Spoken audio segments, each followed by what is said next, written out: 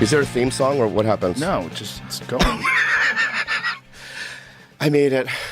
I'm here. And it's just like, what a blessing.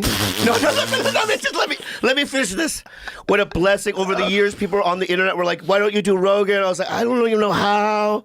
And I'm here now, and I just feel so present, and I feel mindful. It's going to be a great one. Anyway, so thanks for having me. you're here. You too, man. Yeah, we talked about doing it fucking 1,000 times. 1,000 times. Yeah, and it never happened. And people thought we had a problem with each other or something. No, we know. In fact, here's the deal, Joe. Okay, Bobby. Not only do we not have a problem with each other, right? Right. You've been a really big asset to me over the years on the phone. Like when I'm in trouble, you call, and you're so helpful, and you've got me through a lot of like difficult situations. I love you, Bobby. So we're the opposite of trouble. We're in a like family. Yes, that's how I feel. Yeah, but people. But I just didn't know how to do it. Well, I always said anytime you want to do it, you were like, okay, and that would be like. But there's no number. I don't know who do I call. You call me. Oh. I didn't know who to call. Bro, this whole thing is literally booked on my phone. Oh, it is? Yeah. Well, now I know. I have a guy, shout out to my man Matt, who I contact when I want someone to get, like if I want to reach out, like to Cat Williams or something like that. Like reach out to this guy, try to get him on. And that's it.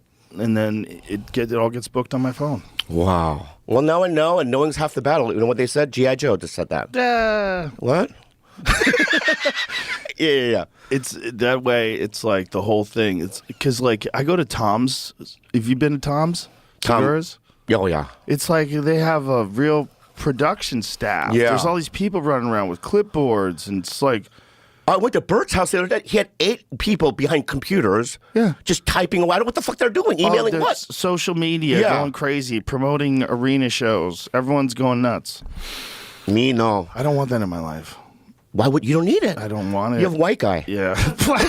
You're just some average white guy. No offense, but you're not, With all due respect, Jamie does take the place of like at least 2 regular people, if not 3. He's great, dude. How many people? I don't know. You tell me. I say at least 2, maybe 3. Jamie might take the place of 3 people. Wow. What do you got there? What are those? These are pouches. They're called Copenhagens. Oh, okay. And I got these little rogues. I like these. Is it tobacco? It's just nicotine. It's not it's tobacco. The pouch. Those are tobacco. Yeah, these are tobacco. So you have to spit. Yeah. Okay. And when I get blisters, I stop. Okay, when it burns through your cheek. I had a buddy of mine was telling me that. Yeah. It made his gums recede. Yeah. Chewing. Yeah. But then when you take a break, they grow back. It's like, nice. It's like a plant. Your gums. Like a little plant. Yeah. You're trimming it. Yeah, yeah. Like a bonsai. So when like a bonsai. Maybe you get better gums that way. Yeah. But I quit smoking 2 years ago, so it's like, that was tough. Was it? Cigarettes? Yeah. Well, I quit drugs and cigarettes. Well, you went clean. You were clean for a long time. 17 years. And then what was the first thing you did? Well, I relapsed twice. So after the 17 years, my dad died, and he died, and then my mom goes, selfie. So I took a selfie with my mom and the family, and my dad was dead. Yeah. And then I decided that was so weird that I took a gummy. I brought one just in case. How many milligrams? At the time, it was like 10 milligrams. Okay. But then I had other stuff in my mom's house. You know what I mean? And I took the rest. And then I relapsed for like 4 months. Then I got sober again. And then when things got crazy in my life, I did it again. Mm-hmm. What did you go with again? Did you go with just weed? Weed and drinking. And it's fine at first. Like I remember like taking an edible, going to Hawaii because I was shooting Magnum PI or something. And it's fun for like a couple of months, but then I overdo it. And then it's like 24 hours a day. And I'm drinking 24 hours a day. And then like people are like, Andrew, Santino was concerned. Like one time he knocked on my hotel room and I walked out and I had poo all over my body. Whoa. Yeah. And I was in a blackout drunk and he goes, you had poo all over your body. That's a good friend. Yeah. Did he clean you up? Yeah, he cleaned me up. You know what I mean? Yeah, he's like, Andrew's the best. He's the best. He was mad. You know how he gets mad. Of course. You're covered in shit. You fucking bastard. You know what I mean? Yeah, you're covered in shit. Okay, But he didn't abandon you like I would have. I don't think you would have. I probably wouldn't. You wouldn't have cleaned it, but you would have said, clean up and then 10 minutes I'll see I would you. have chucked you into the tub. Yeah, like a cold plunge. Yeah. Yeah. Hose you down. So it got bad, and then what happened was Bob Saget died, and then Louis died. And for some reason, I was drinking and also when I was coughing up blood. Oh. I had these chunks of curdled blood. Oh. Right, like a ball. And I had convinced myself that I had fucking cancer. Oh. And I always go, death comes in 3. Not that I'm that big like those guys, but in my mind it's like I'm next. Oh shit. And I couldn't sleep. I couldn't eat. It was fucking terrible. Oh fuck. But then I got sober and things are fine. Whew. What was the blood? Did you ever find out? Then I got an X-ray done, and it's like it's fine. When I smoked so much weed and cigarettes at the same time. Oh my god! And You made your lungs bleed. That's so crazy. Yeah. Like chunks of blood would come out. Oh my god, that's and so I remember crazy. I would cough into it like a towel or something, and I would send it to my ex Kalila. Just the photo or the just actual the photo? Okay. Yeah, That's just less photo. And creepy. and I'd be like, I have cancer. Because if you send her the whole thing, that's like That's weird. bioterrorism. Oh, really? I don't think yeah, so. Yeah. No, I mean, if you thought you had like some crazy disease, like oh my god, did you see these ladies in Denver today? They took a live Ebola vaccine. There's not even Ebola cases here. It's only like It's in Africa, right? But this doctor was encouraging people to take this Ebola vaccine just in case Ebola hits. Why does everybody want to freak me out? I know. Why does this lady want to freak me out by taking this thing? Like, who knows what the fuck is going to happen to you now? And why does everybody want to freak me out at the fucking possibility of some new disease coming along and killing everybody? But Ebola's old school. It's a scary hot one. zone. It liquefies your organs, right? Denver Health Medical Team receives Ebola vaccine. The team became some of the first people to receive the live Ebola vaccine for preventative measures in case of a future outbreak. The first people? Oh Wait a minute. my God. Wait a minute, is the Ebola vaccine new? Did they not have a vaccine before and now they do? I don't know. What the fuck, people? But back in the day when they had it, they just bombed a village, right? Or That's a good question. What did they do? I don't know what they did. I don't think it's that easy to spread. I think Ebola has to be spread by bodily fluids. It's not airborne. Right. Yeah. But they could fix that.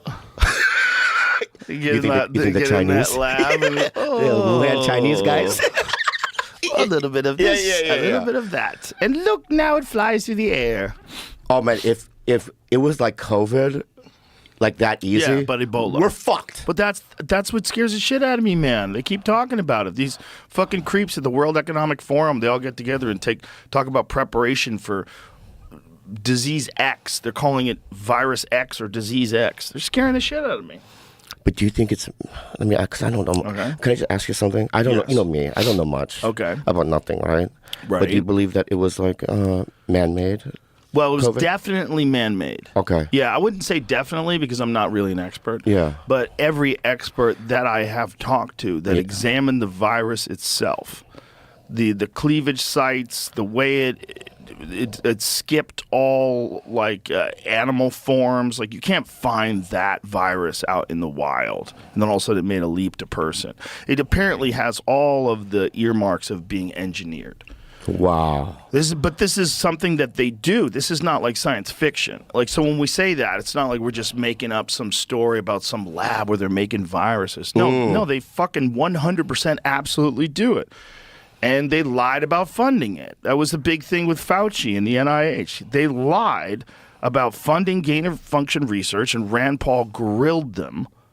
You could watch it on YouTube. And then they lied about whether or not this, first of all, was happening, whether or not they were doing gain-of-function research, and whether or not they funded it. They funded it through another organization. So they fund another organization, the other organization funds the Wuhan lab.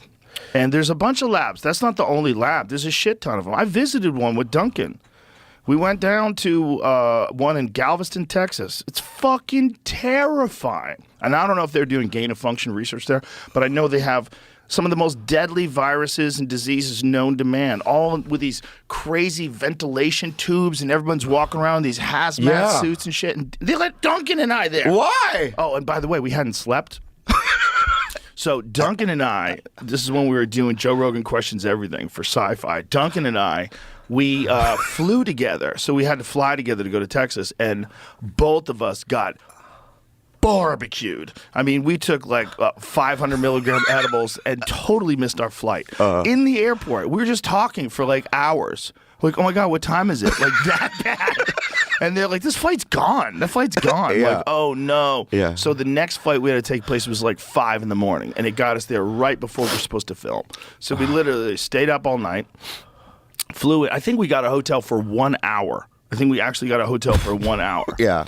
And then we flew, woke up in the morning just got in the car rather, and just went straight to this lab. So we're delirious. We're still probably high. And we're in this crazy bio lab where they have Ebola. Wow. They have everything. They have, you name it, they've got it. Everything that kills everybody. And it's all like these big, thick plexiglass walls. You're like, oh my God, Wow. it was freaking me out. Wow. And me and Dunk were both like, oh my God, dude. Are you in a suit too? Are you in a suit? No. Oh. No. We only went into like the administrative offices. They did not let us onto the floor. We didn't go anywhere near any diseases. They just let us through but the doctor scared the fuck out of me. Because what he was saying to me is because our piece was all on bioweapons. And one of the things that I interviewed this guy who was formerly from the Soviet Union. I believe it might have been Ukraine. I think it was Soviet Union.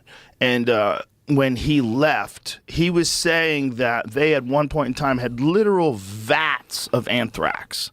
Just like a giant fucking swimming pool filled with anthrax. He said they had so much of it. Like bioweapons were a big part of the strategy. Like if everything goes fucked, if we just decide to start killing each other, if we decide to start nuking each other, that was one of the things they were going to do. Did they use anthrax and Nam? I don't believe so. What's Agent Orange? The same thing? No. Oh, Agent okay. Orange is a defoliation. It's Agent Orange they would spray on the plants so they could find the people in the jungle. Is it orange? That's a good question. Like if I saw it? Right, that's a good question. Why orange? Right. Why not yellow? I don't know what it looks like. There was another word for it, right? What was the other word for Agent Orange? There's like a technical term. Because if they use it in Vietnam, they should just call it Agent Yellow. No? Cut that out. I've always said that like Asian people take jokes better than anybody. You know why? Why? All emojis are yellow. No one complains. It's true. They don't complain. Yeah. Yellow thumbs up, yellow smiley face guy, Yeah. yellow girl. Everyone's yellow. No one complains. So people get mad at me because I allow comics to do Asian accents in front of me, and I laugh at it because I think it's funny. But then people think that I'm like like an Uncle Chang. You know what I mean? Right. Listen, First of all, those people are all your friends. And friends mock each other all the time. Yeah. My friends mock me for being short. They mock me for being bald. They mock me for being old. It's fun. If they mock me from being... See, the thing is, mocking me for being Italian, it doesn't work. Like, no one cares. Yeah. It's not a bad one. Yeah. That's why you can call Italians guineas. And nobody gives a shit. They'll call each other guineas. You can call them guineas. No one cares. Because people don't really hate Italians. Yeah. They find them annoying, like the little gold chain ones, Yeah, the yeah, fucking yeah. gabagool, those guys. Some of them are a little, but that's also part of the flavor of that culture. It's fun, But Asian hate is a different kind of hate, because Asian hate, like legitimately, people will walk up to Asian people and punch them after COVID. I saw it. Yeah. It's fucking wild. Wild, yeah. That's just strict racist hate, walking right up to someone and punching them just like an old man. Old men, old ladies. Yeah. It's wild. And they don't even know what kind of Asian it is. It could be someone from the Philippines, it could be someone from China. They have no fucking idea. They're just hitting people. It was fucking terrible, yeah. Terrifying. Yeah. That shit's real. Yeah. But when it comes to like comedy, like back in the day, like you're backstage with a bunch of comics, we say all kinds of fucked up shit. We try to make each other laugh, and it's hard to make us laugh. Or shock. Yeah, or shock. Yeah. Well, it's shock to make you laugh. Yeah. The shocking thing is just so you go, what the fuck is wrong with you? How many times will be in the green room and Joey Diaz will say something like, what the fuck is wrong with you? Yeah. And we're on the ground laughing. Yeah. But that's what he's trying to do. He's not a bad person. He's trying to make you laugh. And then we do it, publicly around, on podcasts and stuff, and people just get fucking crazy. You know what it's like? It's like being around any person that's used to a certain thing. Like, have you ever been around soldiers? Like, especially like special operator guys, like Navy SEAL type dudes, they get a couple of drinks in them. They start talking war stories. Yeah. Holy shit. Yeah. They're funny. They're funny stories about people getting blown up. Yeah. Like, they have funny stories about it. And guess what? You can't bring that up at the fucking PTA meeting. You know, you can't. Where are you gonna? You have to be around like-minded people that understand those kind of experiences to be able to talk about them. Cops, some of the cops I know have the most fucked up senses of humor. Yeah, they've seen so much. They need a release valve, man. They need fucking something to let out all the gunshot victims and all the deaths and highway act, all the things they see, man. They see so much. Yeah, and also these port cities back in the day, right? Ugh. You'd have different races and stuff, and they didn't speak the language. Yep. And the way they would connect is make fun of each other and people's accents. And you bonded that way. But that was the nicest thing they could do to each other back then. Those port cities were just filled with violence. Yeah, probably, yeah. Violence. It's all gangs in New York. Yeah. That's what it was like, man. That's real. Yeah. That's when people came here from other countries, like my ancestors came here, or my grandparents came here in the 1920s. Wow. They came from Italy, and on my father's side, they came from Ireland. One from Ireland. He was from Ireland. The mother's from Italy. They're all immigrants. Everybody's an immigrant. Those people that came to that place, they all were so wild. They were willing to get on a boat with their kids and travel across the ocean. You didn't know if you had a job. You didn't know what it looked like. Yeah. You had to look at a drawing of it. Yeah. I mean, somebody had to tell you. You had to get a letter from Uncle Pete. Yeah. That I made it to America. I got a job in the shipyard. It's great. I'm making $50 a month. And then they're like, oh, $50 a month. And then they get in their boat with their babies. Yeah. Those were wild people. And like the Chinese, right? Oh, yeah. Back in the day, they had three options. I could do laundry, right? Dynamite detail railroad, right? Opium den. Restaurant. Oh, restaurant. I'm opium den. Yeah. Back in the day? Yeah, you'd I would be have a the cool best opium one. den. Yeah, you'd right, be like, this we way, gotta go to Mr. Bobby Jones, Lee's. right? I'd lay them down on a nice, felt mattress. You'd have cool lighting. Yeah, great lighting. Yeah. Ride the dragon. Right. Ride the I would stick it in their dragon. mouth. Yeah. Light it for them. Yeah. Right? And then touch their head as they're going under. Right. Just like, Right. Wow. Yeah. Like in that movie, Once Upon a Time in America. Yeah. Where De Niro was fucked up on opiates, but Everybody got fucked up on it once you did it. Yeah. They get fucked up. That's what's wild about social media. Social media is addictive and it doesn't even feel good. Opium, at least you feel great. Yeah. You feel great. Look at all those dudes in an opium den. Oh my God, mine would look so much better than that. I had Peter Berg on. Peter Berg did that. He's amazing. He's done a million things. That guy's the shit. But he did that Netflix series, Painkiller, the one on the Sackler family. Didn't see it. And holy shit, dude. I see. Okay, I'll see. The opioid crisis. But he told me that he tried it once. He said, I tried OxyContin once recreationally. He was like, oh my God, get this the fuck away from me. He goes, it was great. Yeah. It just makes you feel so good. That's the problem. That's the problem, those goddamn things. Well, when I was on Mad TV and I relapsed, because I had 13 years and I got on Mad TV, I got addicted to Vicodin. And I was taking 30 or 40 a day. Ooh, and Jesus Christ. and when I got off of that shit, dude, right? It was the worst detox I've ever fucking felt. And then I had to do a Connie Chung sketch on Mad. 2 days into fucking detoxing, and I shit my pants on camera. Nice. And they didn't air it. Because you shit your pants? Yeah, I went, good evening, I play Connie Chung. Right. Right, and I'm shaking. Oh, boy. Good evening, I'm Connie. As I said, Connie, I pooed, and I had stockings, and then I had a wardrobe wipe it. Oh, it was fucking terrible. boy. It was fucking terrible. Oh, boy. And I got sober then, but it's like, yeah, Vicodin and opiates are the worst. What other job can you do that? And they're like, just clean them up. I know. He's really good. At McDonald's, yeah. You're out. You're out. You're gone. Yeah. We try to finish. You're working for Apple. That's a wrap. That's a wrap. Yeah. Like even on stage, you're in the Genius Bar, you shit your pants. That's it, Bobby. Yeah. No more. Even on stage, you can go to a guy and go, fuck you. Yeah. Like in comedy, you don't get fired for that. It's fucking amazing. It's amazing. If you did that at Jamba Juice, you're done. Right. But the I remember you I remember you telling me a story how you had been up all night and you got back to Mad TV. You had to get there for some like. Was it a table read or what? You had a giant knife on you. You're super paranoid and tweaking. Oh yeah. He said you were carrying like a Bowie knife. Yeah, and sometimes a Klingon. One of those Klingon. Guys got love Star Trek. Yeah. So I had a Klingon knife.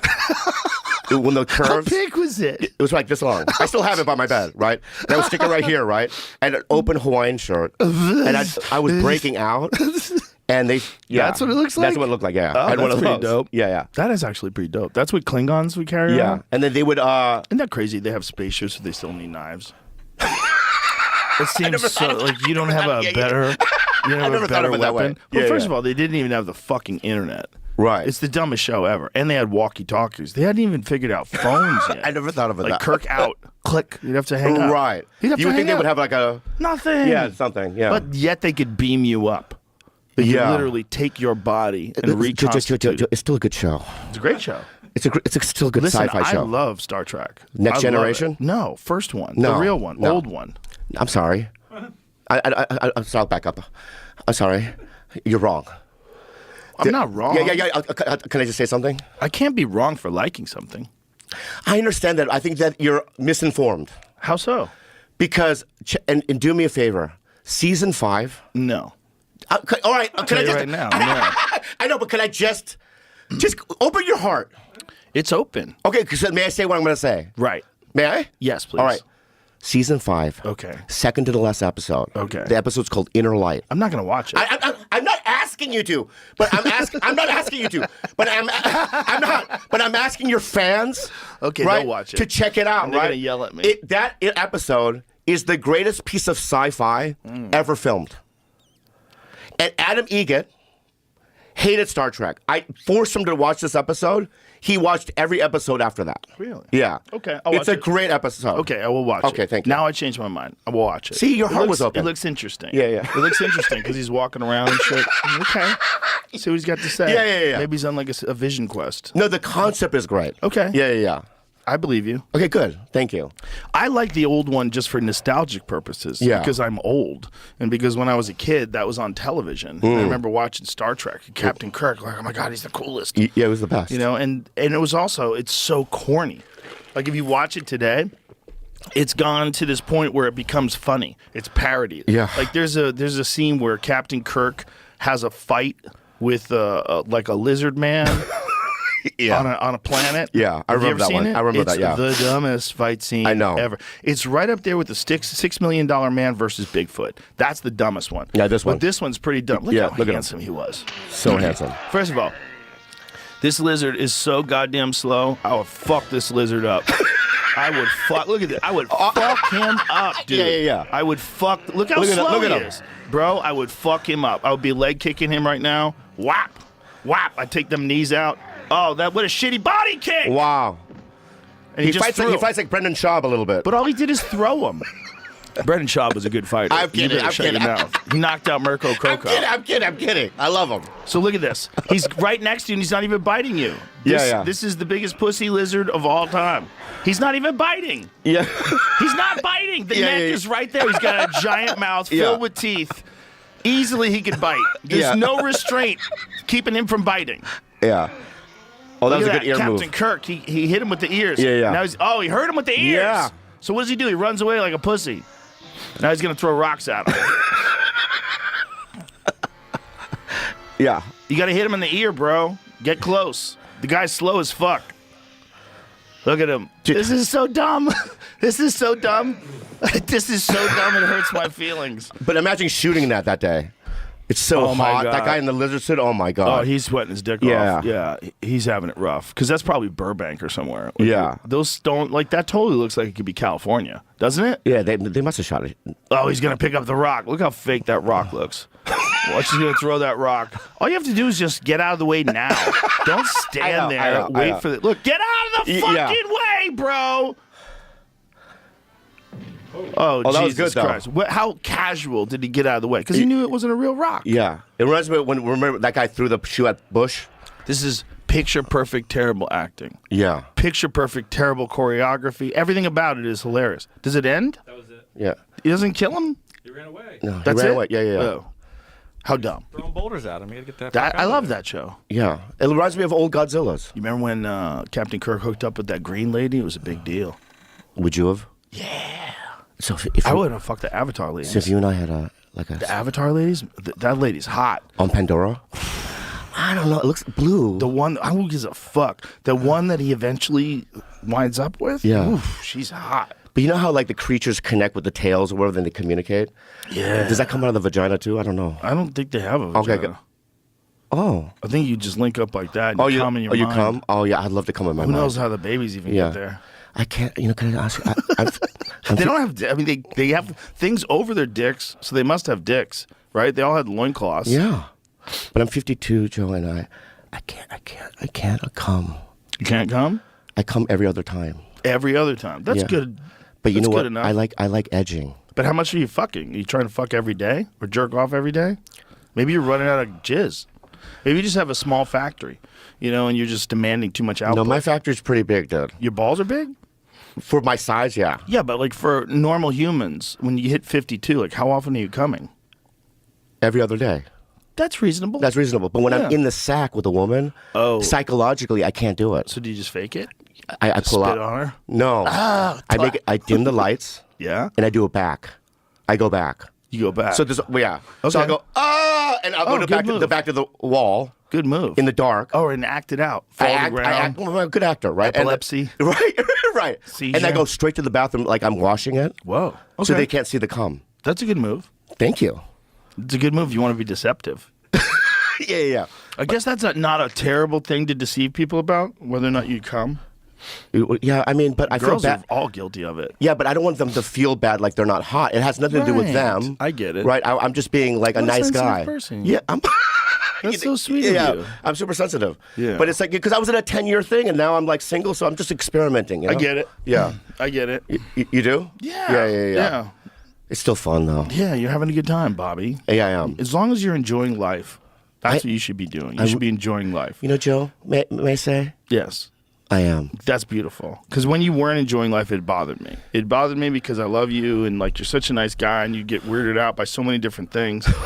And Like I was- what? Like what? Like Oh, what? you were just always paranoid that people didn't like you, and you were always weirded out by stuff. Well, You know? Even me and you, like we hadn't seen each other for 6 months. Like, do you still like me? I'm like, I love you. What are you talking about? Give me a hug. because we have history. Yeah, but our history is all beautiful. It's a beautiful history. We have history of we've never been in an argument. No. We've never yelled at each other. No. We've always had good times. Yeah. We've had a lot of laughs. We have Oh my God. some dude. great laughs. Oh my God, have we had laughs? Yeah. Oh my God. We've had moments where I even recall that you probably don't even remember. Like one time, you and I were at the Comedy Store. We're in the patio, and Eddie Griffin bumped us. Right? And we were talking shit. So this must be early days. Early days. Back in the day. 90s, right? 90s, right? And then I remember there was a black guy near us listening, and he told Eddie Griffin that we were talking shit about him, and he confronted us. Yeah. I remember that.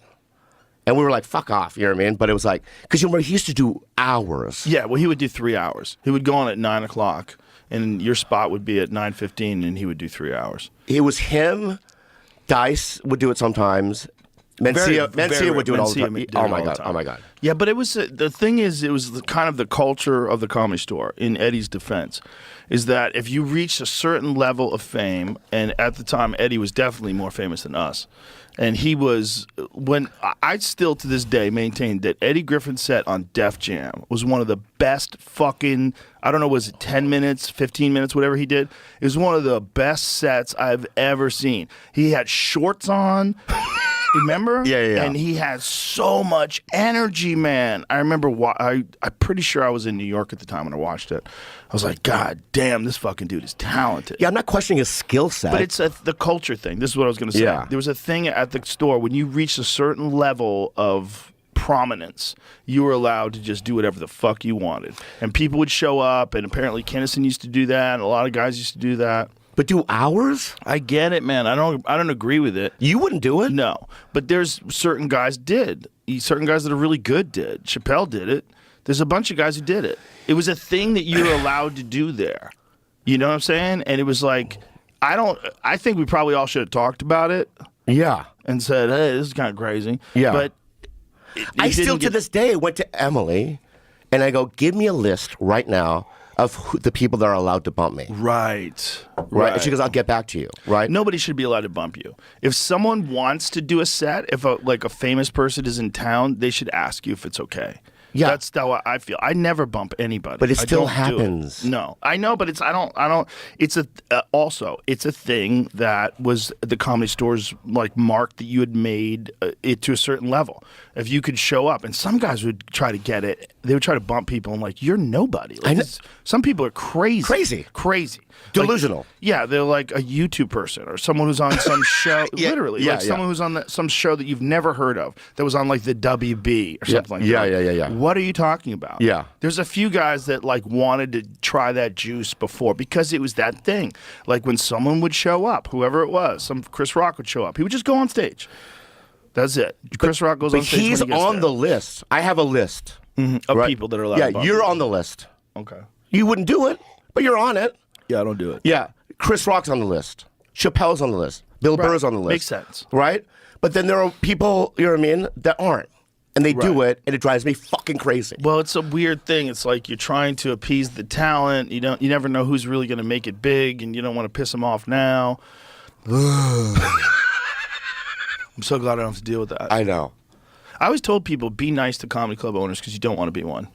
That was my advice always to comics because they always get mad at comedy club owners. I go, listen, man, you do not want to be one of these people, and we fucking need them. This is a crazy job. You're dealing with maniacs that may or may not take their flight, might show up drunk, might get arrested Friday night after the first show. Yeah. Like you don't imagine you're feeding your family based on these fucking maniacs that come in every week. I know. I mean, these people are regular people. I would go to comedy clubs and I would go to the office and see the calendar, and it would always say Pablo Francisco with a question mark. Oh yeah, Pablo You know what I mean? was a rough. Yeah. So it's like I get it.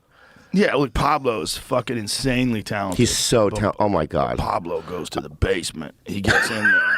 He goes and looks around those dark corners, son. He goes out there. He goes into the tunnel. And I just feel so sad about it, but he could have been the biggest thing.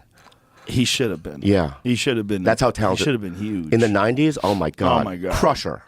Destroyer. And so fun to be around. Like a sweetheart of a guy. Nobody hated Pablo. Sweetheart of a guy. Sweetheart. Every time people were around him, you wanted to hug him. Yeah. But he had that skill set on stage that was like a combination between impressions and act outs. And he had everything. And funny jokes, Yeah, too. funny jokes. Yeah. He had all of it together. And just so likable. Such a great guy. Such a nice guy. Yeah. But yeah, it's I see that still to this day. Yeah. I was really lucky that the thing that I was into was weed, and that the thing I was into made me terrified. It made me paranoid. It was the opposite of giving me courage. It gave me no courage. Like marijuana was a courage killer. Yeah. Like it made me feel like courage was foolish. You're so vulnerable. Life is vulnerable. And it made me appreciate people more, like legitimately. Do you perform when you're high sometimes? All the time. All right. Do you ever lose your place or no? No. That's what I found. I take a lot of nootropics. That's one of the keys. Could I have one? Yeah. Take 4 of those. Okay. That's Alpha Brain Black Label. That stuff is the shit. Whenever I ever see a show on your online, I always want to try your little things. Well, that's a good one to try. And this is, I'm affiliated with this company, obviously, but this is not the only one that I try. I'll tell people about some stuff that I have no affiliation with. Neurogum is one of them. We always keep Neurogum in the studio. Can I have a packet of Neurogum when I leave? We can have one right now. Yeah. Give me a packet, don't chew please. on the mic. I'm not going to do it. I'll do it later. We have plenty. We should get some more. We're probably running dry. Yeah. We go through 4 or 5 fucking boxes of that stuff. And Neurogum really works? Oh yeah, 100%. Oh wow. It's got theanine in it and caffeine and a couple other things. And what it does is it enhances your memory. It enhances your brain's ability to form sentences. And whoa. Yeah. Well, with Alpha Brain, we did 2 double-blind, placebo-controlled studies at the Boston Center for Memory, and it showed increase in alpha flow state. It showed increase in verbal memory, increase in, I think it was reaction time, but it does something. And we did it at a dose that's half of what I take. I take 4. Sometimes I take 6 if I'm feeling frisky. If I'm talking to a scientist, does it hit right away or no? No. Okay. No, it'll take a while. If I'm talking to a scientist, I'll take a shitload of them. I'll take 6. Well, like Lex. Mm-hmm. Yeah. I love that guy. He's awesome. He's awesome. But I mean, any scientist, like any time I'm talking to someone who's like explaining to me some very complicated things about the universe, Yeah. like I don't want any fogginess. I want to be like locked in. See, that was one of my fears of doing your show, is science and the things that you guys talk about. I'm not talking about science. I know. I'm just saying. I was like, I don't know nothing about anything. You don't have to. Okay. No. This is just. I know film. I know Listen, some film. Yeah. You are my friend, and we have had conversations thousands of times. That's all this is. It's just you and I having a conversation. Yeah. Do you remember when we first met? Remember when we first met at the strip club in San Diego? Can I say something? All right. But can I just say something about it? Yes. Yeah. I think I might be wrong the way you're saying it, maybe. How so? Well, I don't. Let's go by. So Okay. I met you were headlining La Jolla. Yes. I was a doorman. Yes. Right. And I think Diaz was there. I believe so. Yeah, I think he was there. Right. Yeah. I knew Diaz. Right. So he goes, "Hey, let's go to the strip club with Joe." And I was trying to be a host. Was this 95? Yeah, 95, 96. Okay. Right. Wow. And I was a kid. Right. I was enamored by you. You know what I mean? Not enamored, but I was doubt like, it. I wasn't even famous back then. no, but still, you were a headliner. I was an MC, okay. right? Right. So then we go to the strip club, Okay. right? And it's deja vu, Okay. okay? Okay. And I wanted to go like, I'm from San Diego. I know the ropes. I know the people. I didn't. Okay. Of course I didn't. That's not really what happened. No, but we sat there. Okay. And then there were gang members there. Right. Right? And then I don't know what the problem was, but there was a problem between. I'll tell you the problem. Okay. Okay, there's one of the gang members who's dating one of the strippers. Okay. And when he was over there talking to the stripper, you went over and tried to get the stripper to give you a lap dance.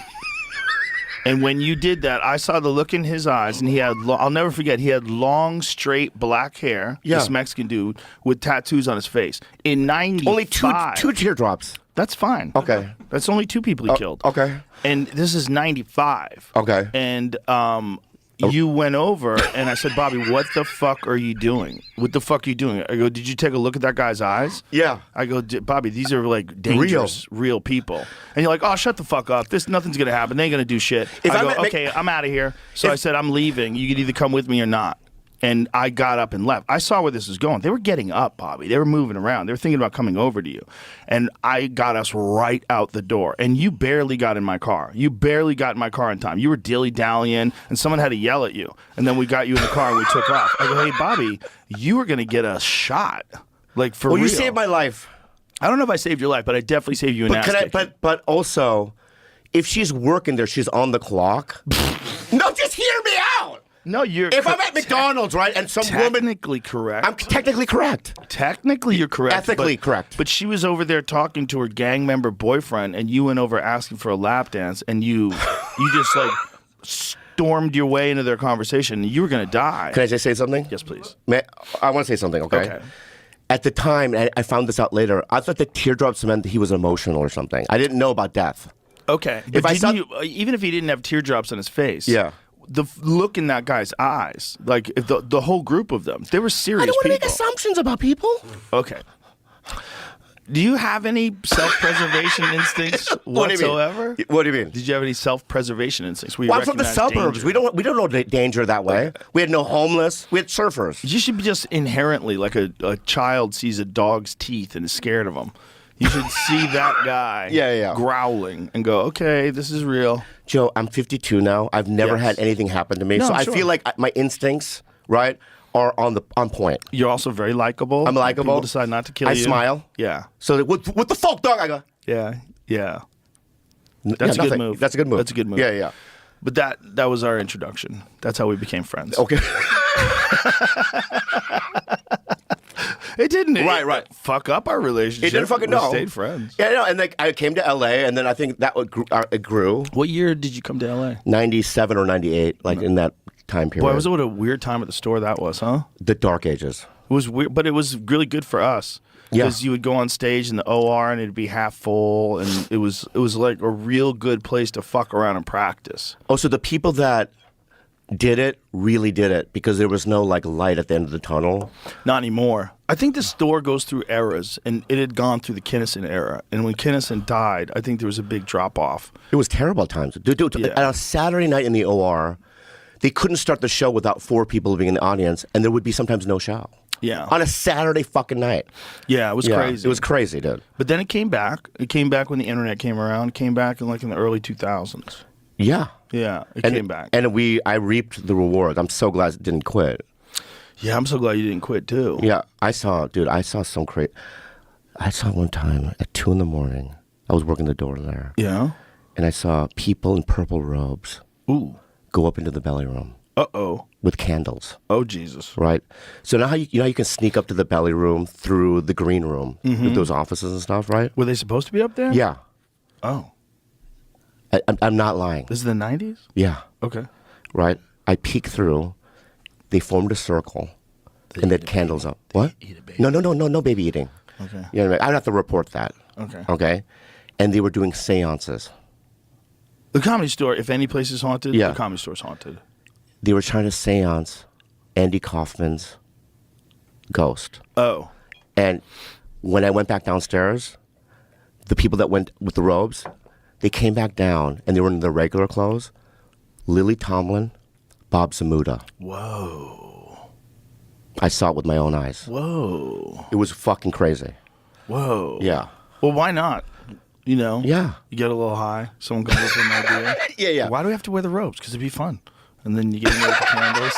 Right. It sounds like something me and Duncan would do. Yeah, nice robes probably too. I'm sure. Yeah. Lily Tomlin. Yeah. I mean, she's not going to wear some bullshit robe. yeah. But Have some respect. so, speaking of Duncan, when I got sober, when I had that 17 years chunk, and anyone out there listening, right? I needed to get all my drugs out of my house, so he was the only one I wanted to. He's the only one that could do it. So when I called him, he came under my house in 5 minutes.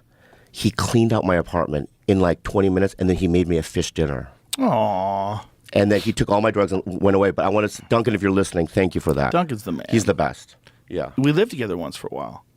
Where? In my house. For Here like 6 months. in In Austin? California. Oh, really? Yeah. Wow. He got kicked out of his apartment.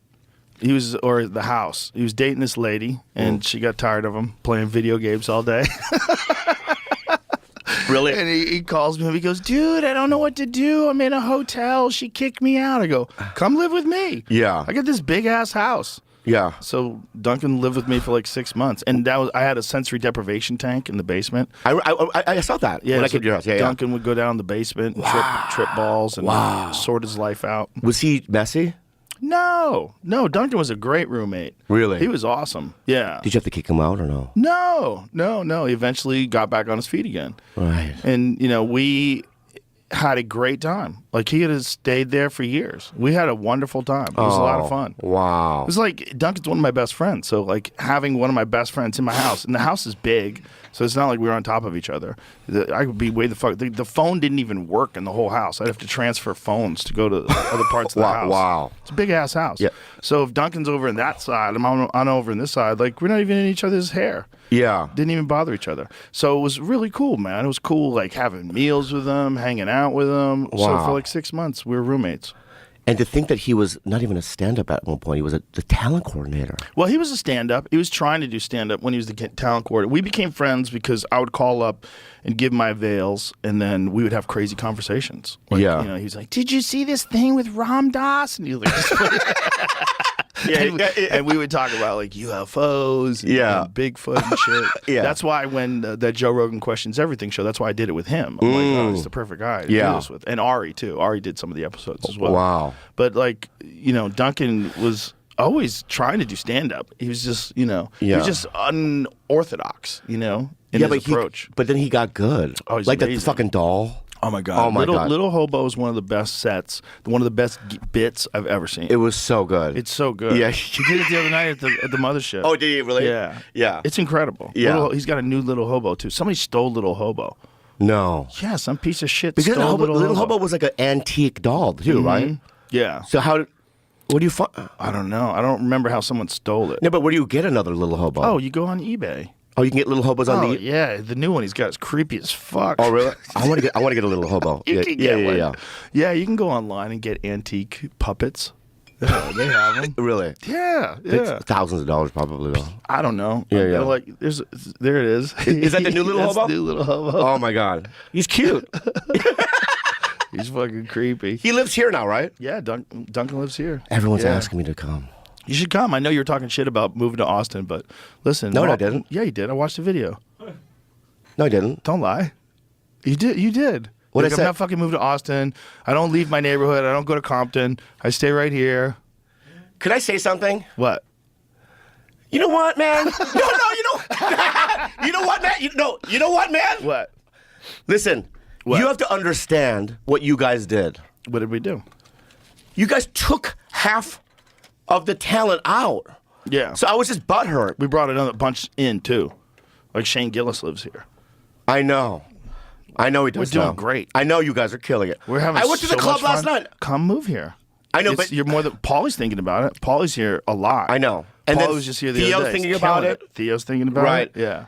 They're all just worried that like people go, oh, you moved there to suck on Rogan's nuts. I would never suck your nuts. I don't ask. I wouldn't do it. If you did, it would be a problem. Yeah. I'd be like, why are you doing this? I'd have to be Would asleep. you hurt me? No. Oh, we were camping. If I woke up and you were sucking my nuts, I wouldn't hurt you. What? I would yell at you. I wouldn't Like hurt what? you. Yeah. I'd be like, It what would the feel good. fuck, dude? It That would feel felt good. It would feel I was in the middle of a dream. What if I was in the middle of a sex dream yeah. and you sucked my nuts I would be and I so came? mindful too. Bro, that would be a real problem like, for the rest of my life. Right. Like, the hardest I ever came. I wouldn't in do a it. tent, There's I no way. was sleeping. Yeah, I was I would having never a do sex it. dream. Yeah, Bobby yeah. Lee was sucking my nuts. I don't Yeah. know why he was doing it. It was just for fun.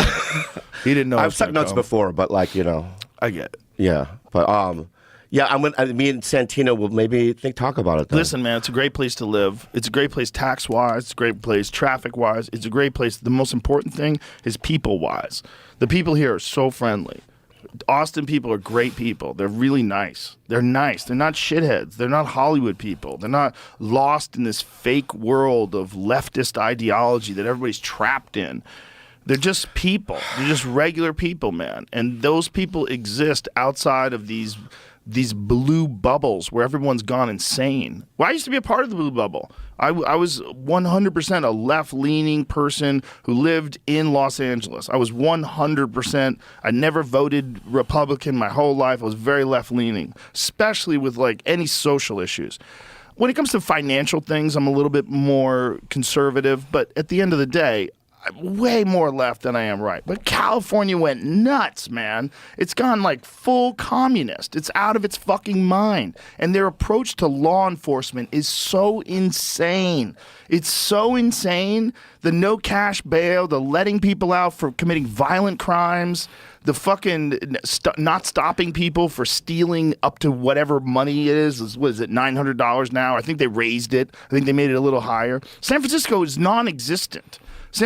Most of San Francisco is emptied out of like big chain stores and big department stores. I wouldn't even do stand-up there anymore. It's crazy. They man. ruined it. They ruined the city. Yeah, I mean, yeah. you can bring it back. The structure's still there. But Yeah, you'd have yeah. to have some hardcore Rudy Giuliani type motherfucker to come in there and knock heads. Wow. And nobody wants that. Nobody wants that. They're peace, love, and granola and fucking wear a mask.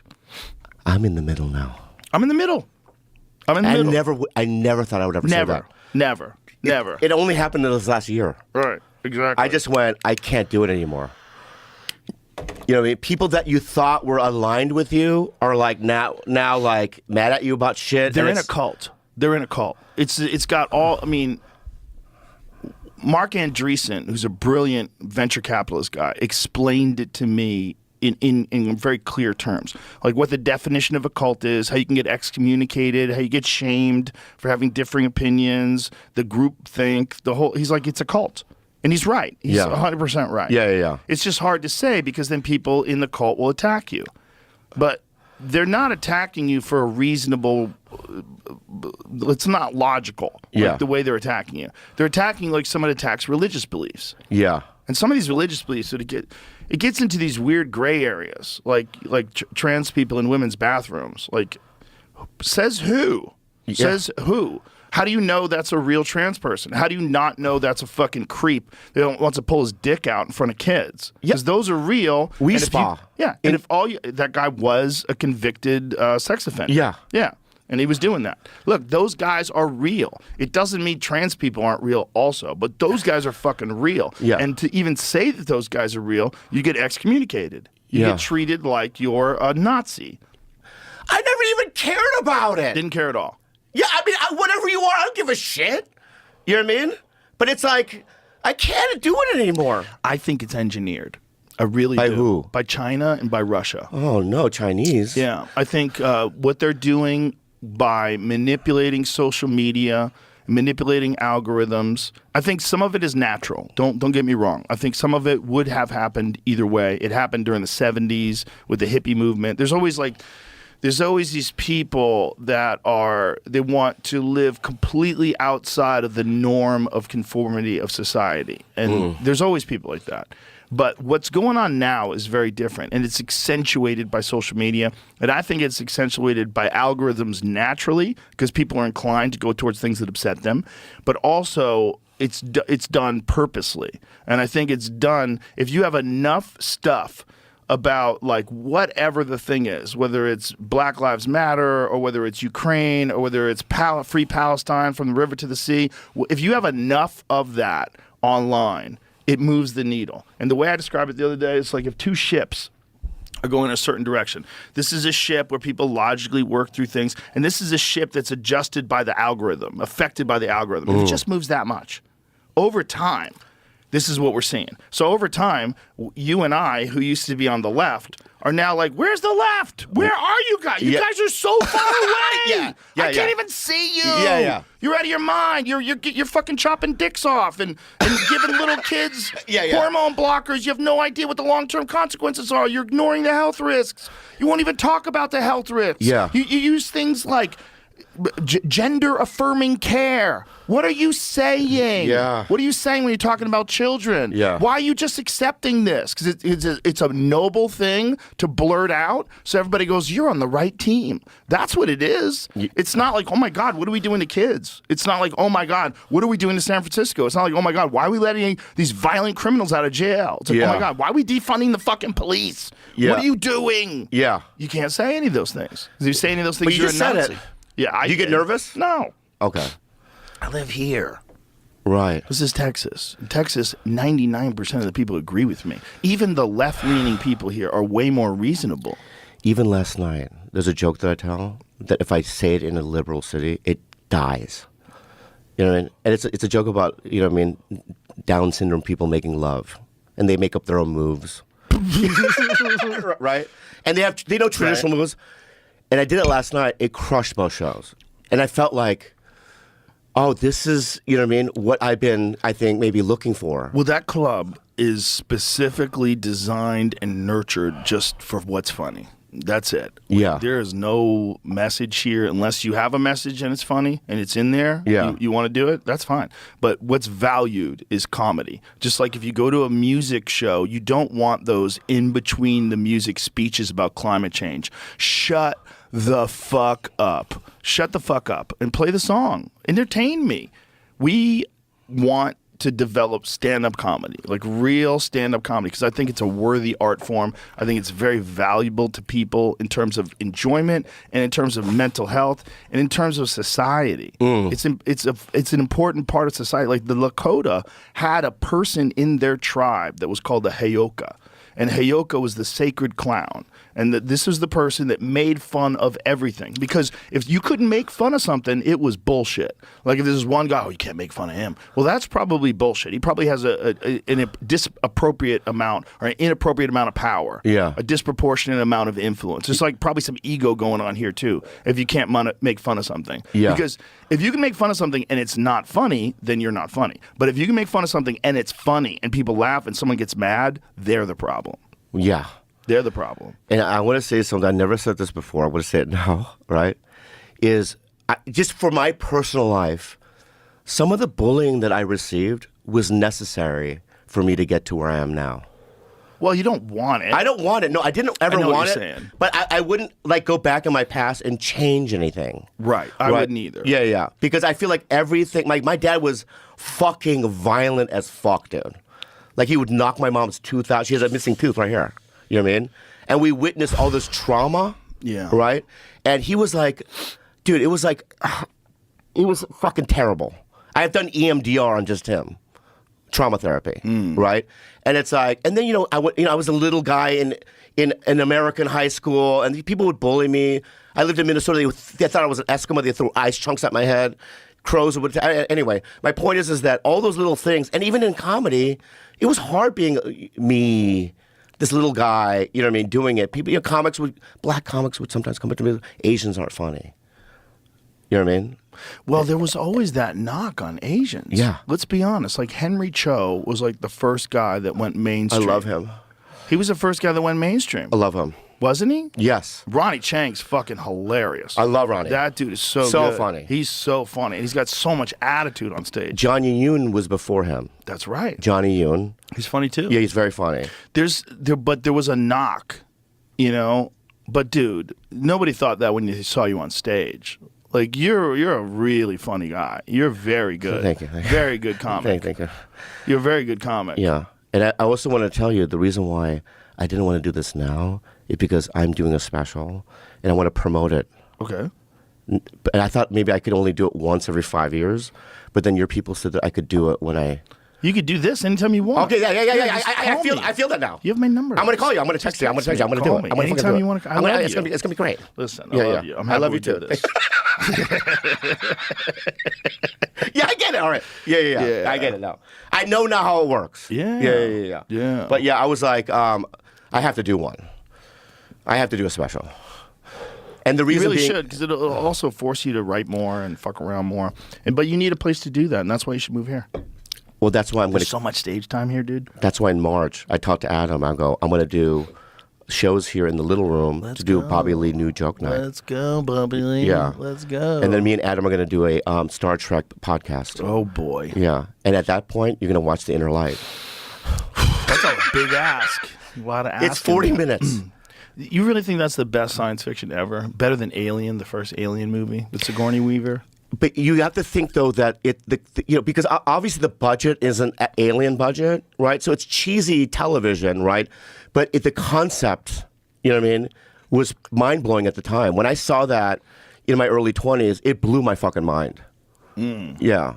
Okay. Yeah. And it's like, I don't want to give it away now. You know what I mean? Maybe can I try to sell it to you real quick or no? No. Why not? I'm sure it's okay. Yeah. All right. I wasn't, but you're gonna watch it. I'll watch that one episode that you told me Thank to you, watch. thank you. And then make fun of me about it. I will. Yeah. Most certainly. But you also, But that's not the best science fiction ever. That's crazy. if you Google the best television sci-fi episode, It's The that? Inner Light is in the top 3. You know what's a super underrated television sci-fi show? What? Battlestar Galactica.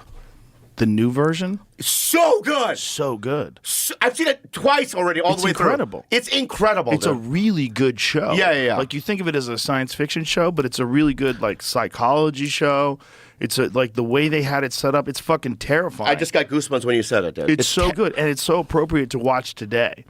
And they Because- kept jumping every hour because they're so scared. Oh my god, it was so good. And also the combination of artificial people and real people. Oh my god. It's really because that's something that we're going to have to navigate. They didn't have AI then. They didn't have that aspect of it worked out. You know, there wasn't like a terrifying force that they were dealing with as well. But the Cylons were awesome. The robot murderers. Yeah. Oh my god. And they they're also terrifying. kept some of the old school Cylons there too, but but the new school Yes. ones were like you couldn't tell. Yeah. Yeah. There was new school Cylons Yeah. and old school Cylons. That's a great fucking show. I can't believe I'm crying. And you know, I love it. What's it, the pot face guy? Is it? Oh, the Mexican head guy. Yeah, what's his name? shit. Almost. Almost. Edward James Yes, Olmos, dude. He's amazing. Yeah. So good in that. dude. Yeah, he's yeah. amazing. in Yeah. it. It's a great fucking show. Like great acting, great stories, great special effects. It really flew under the radar. I think it was on like FX or something like that. Sci-Fi Channel. Sci-fi. Sci-Fi that's channel. what it was. So But- people like not enough people were on that channel. But now you know that I saw it, right? I'm telling you, The Inner Light rivals it. Rivals. Okay, that's more. You'll watch it reasonable. and go, okay, that's like the same kind of feel. Rivals is reasonable. Yeah.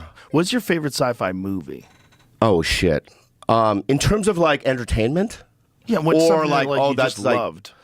my favorite sci-fi, Aliens is one of the original Alien was one. good. Yeah, because you know Harry Dean Stanton was great. Oh, And, my the yeah. cat. Here's what I loved about it: the cast was so believable. Oh yeah. Yeah. And that was also the first time there was like a female action star that you didn't feel like they were shoehorning it in your face that she's female. She was stuck in that role. That's not the role she wanted. Yeah. You know, she wasn't some like badass. Yeah. She was someone rising to the occasion, becoming a badass in the face of this horrific thing Yeah. that killed everybody else on her spaceship. Spoiler alert. It's 1979. Yeah. They also felt like real truckers, almost like Right.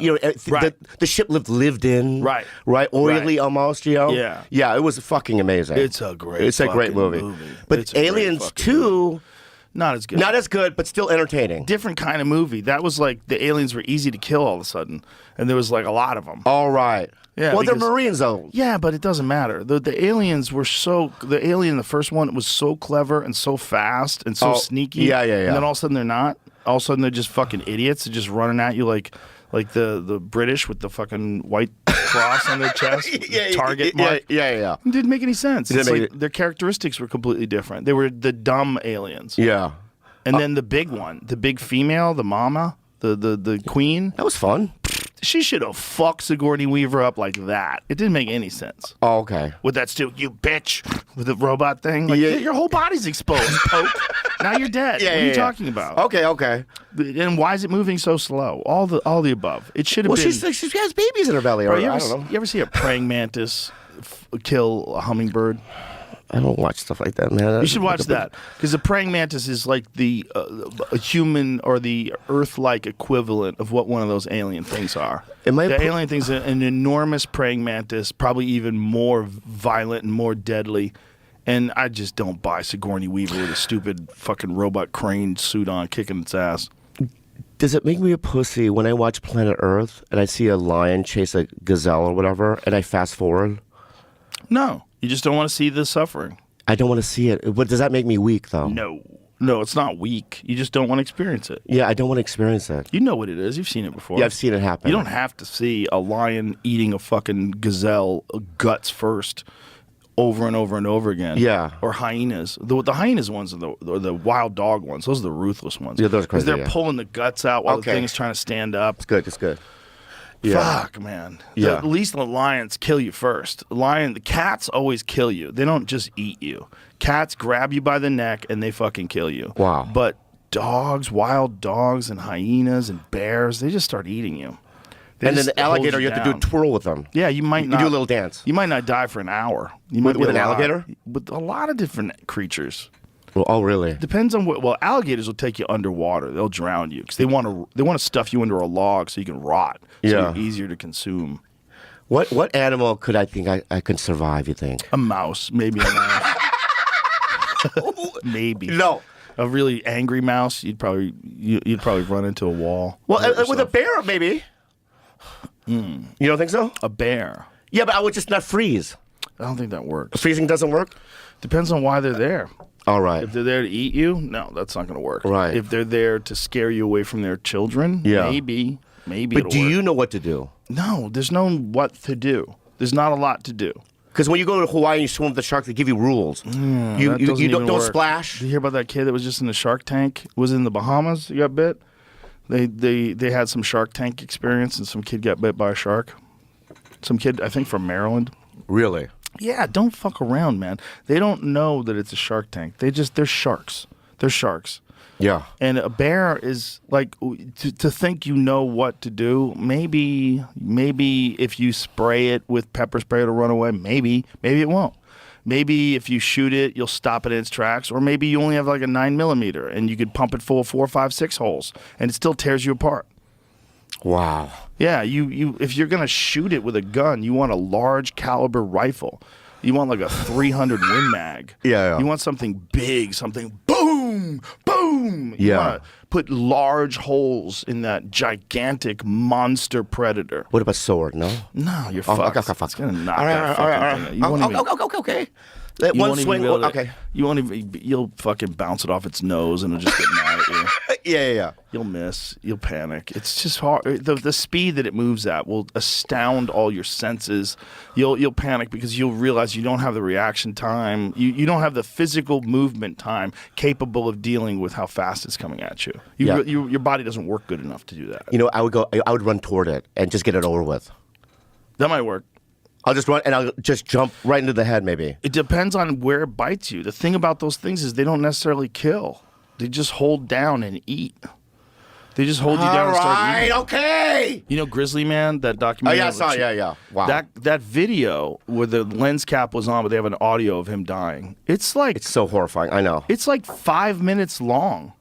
Yeah. 5 minutes of that thing eating him alive. 5 minutes is so long before you're dead. Yeah. You got to think of how long it is. If something just weighs 1,000 pounds, putting its paw on your chest and just pulling your guts out, screaming, eating you dick I've bombed first. for 5 minutes, and that seems like 20 minutes. Right. Imagine getting eating. Oh, my God. Right. Forever. Yeah. Oh, my God. Do you bomb anymore? Oh, a joke will bomb. Yeah. Yeah. We also do Bottom of the Barrel. You know, Bottom of the Barrel is No. like one of those shows where the audience has suggestions and you reach in the barrel and pull out the suggestions, and then you just riff. Boy, I bombed on those shows. Oh, really? Yeah, you can't. Sometimes there's no suggestion. Sometimes it's like green sneakers. Oh, And my you're God, like, it's so okay, hard. The fuck am I going to do with this? Yeah. Because sometimes people are trying to trip you up. Sometimes people have good suggestions. Yeah. Some of them are actually like almost in the form of jokes. Like some of them are really funny. Wow. Yeah. So you just randomly pull out a topic, and the audience fills it out?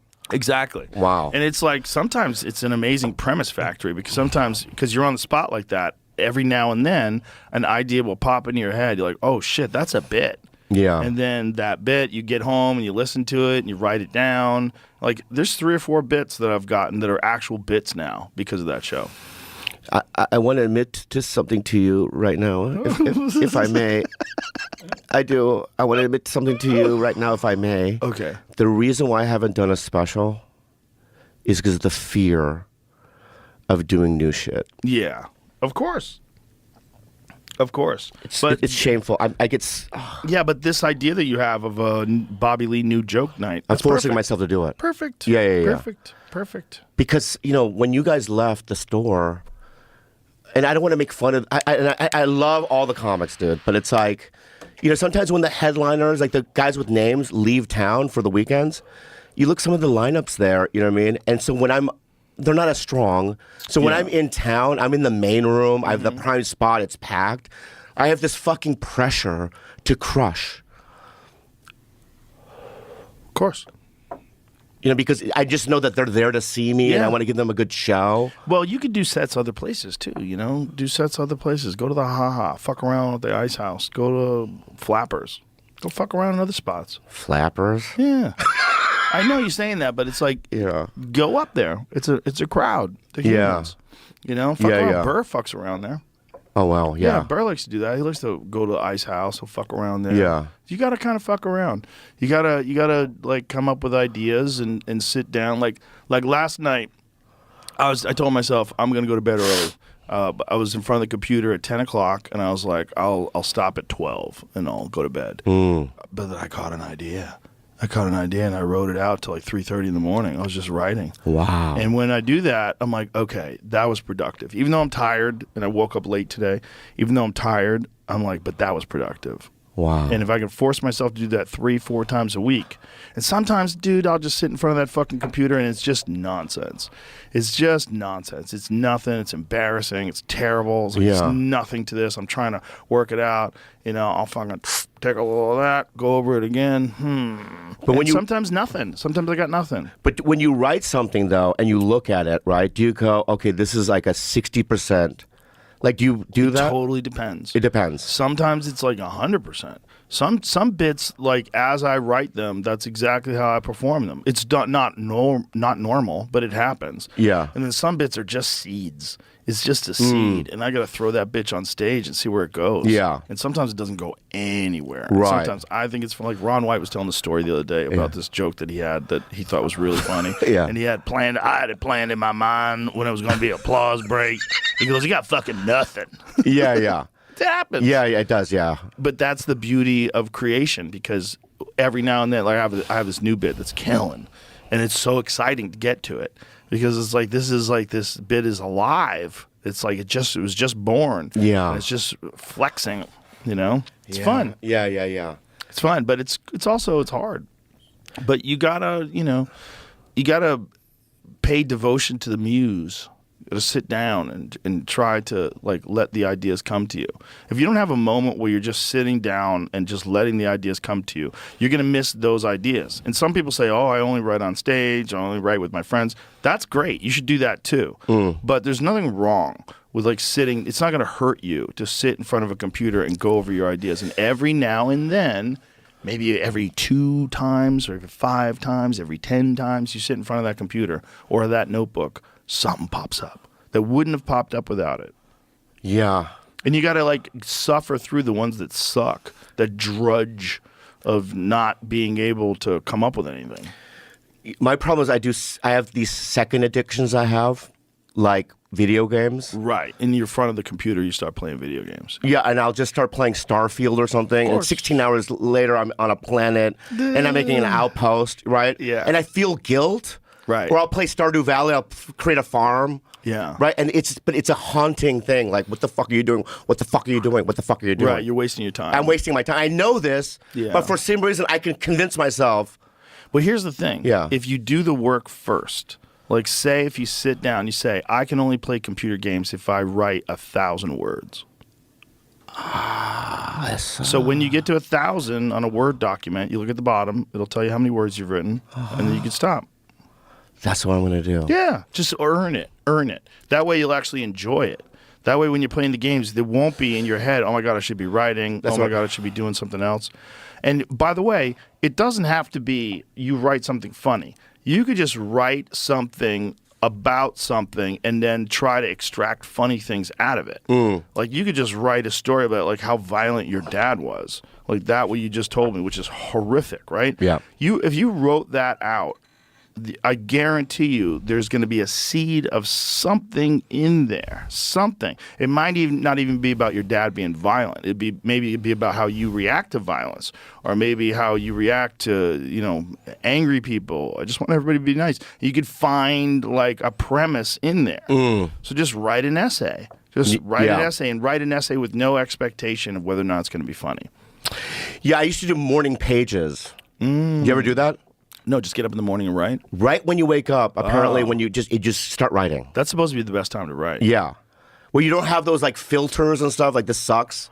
Just freely write it, and then just pages of it, maybe a couple, you know what I mean? And then later you look at it, you know what I mean? Maybe I'll start doing that again. I don't fucking know. That's how most writers do. When they write in the morning, and then they go for a walk, a lot of them do, and they listen to some of their notes. And they'll go over the idea that they wrote down, and they'll take voice notes while they're walking. There's something about walking, they say, because it's like a very mild aerobic exercise, so it stimulates your circulation, it gets everything flowing. You actually think a little bit better when you're walking. Oh, okay. It's real. You're not tired. It's a mild thing. So you're just out there walking, and your heart is pumping, and you're not sitting there sedentary just trying to think. You're actually walking around. Okay, I'll try hiking then. Yeah, hiking's good. Hiking's good. Yeah. Yeah, hike after you, then you'll really have earned your video games, right? Right? And then hike and think about what you write, and then when you play, you'll be playing for fun. You'll be enjoying it. So from this day forth, I'm going to wake up, I'm making an announcement. Wow. I'm going to wake up, I'm going to write for an hour. Okay. Right? Hike, and then I'm going to play video games. I'm going to see you 4 months from now. You're going to be cracked out with a Klingon knife. You went off the rails. There was too much pressure. I was getting up every morning. I was writing, and then I was hiking, and it was just too much. Yeah. No, and my fish died. I have to do it because now it's incredible. Like, when I do shows with Segura or me and Andrew, because I'm on a podcast called Bad Friends. It's a funny podcast. Thank you. You guys are good together. I want to talk to you about an episode that I saw. But you having to go to Israel, was that on that or was that somewhere else? Yeah, was that? What was that like? Tell me what happened. Do you not want to talk about it? I can do it. Because I'm not saying anything that's like wrong. It's just something that happened. So, I get a call from Steve Byrne. Okay. And Steve goes, you want to go to Israel? How long ago was this? 14 years ago, maybe. Oh, okay. Yeah. Okay. 12, 14, I don't know. And I go, why? I don't want to do a show there. And he goes, no. I got a call, and they're flying out a bunch of comedians and actors, and it's a free trip. And I go, why? I don't know. They just want to show us the country and their culture. And you get nice hotels, free meals, and you get a tour of like. Are you not performing? No. Nothing. Okay. So I went there with Jamie Chung, Brian Greenberg, they're actors, and Steve Lopez went out, George Lopez. Okay. And we went out there, and then when we got there, they were like, welcome. We're like, thanks. And they were like, but every day you have to tweet how great Israel is. Every day. Yeah, like put out a tweet. They told you have to, and they didn't say anything about that before you left? I don't remember them saying it before. But they might have? They could have. Right, maybe they said it to Steve, and Steve conveniently left it out. I don't know, but I do know that I feel like if they did say it, that I would have questioned it. Right. You know what I mean? Yeah. So I don't you're know. Aware. So this is the early days of Twitter, right? Yeah. So when was Twitter's only like 12 years old? It was 10 years ago then, I don't know. How old Twitter? Oh, there it is. 2006. Israel Unfiltered. So 2006. Yeah. Look at that. So 2006, when was that? Look at your face. Yeah. I have to tweet? Yeah. But here's what happened. As soon as I tweeted the first thing, I already knew, like, oh my God, I think I'm in trouble. Why? What'd you say? I just said, Israel's great. They're beautiful people. You know what I mean?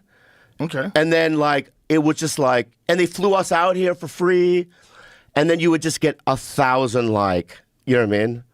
That were like, you know, Palestinian, you know, and going, you motherfucker, you know, and just, it was like negative. And there was these gigantic wars that would go on in the comment section. Oh, boy. It just got really uncomfortable. And then I just remember, you know, there I am. Look at you.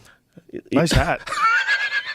Bro, you should wear that all the time. I know, I look cute with it. Is that the famous wall? That's the wall, yeah. What did it feel like to be around that wall?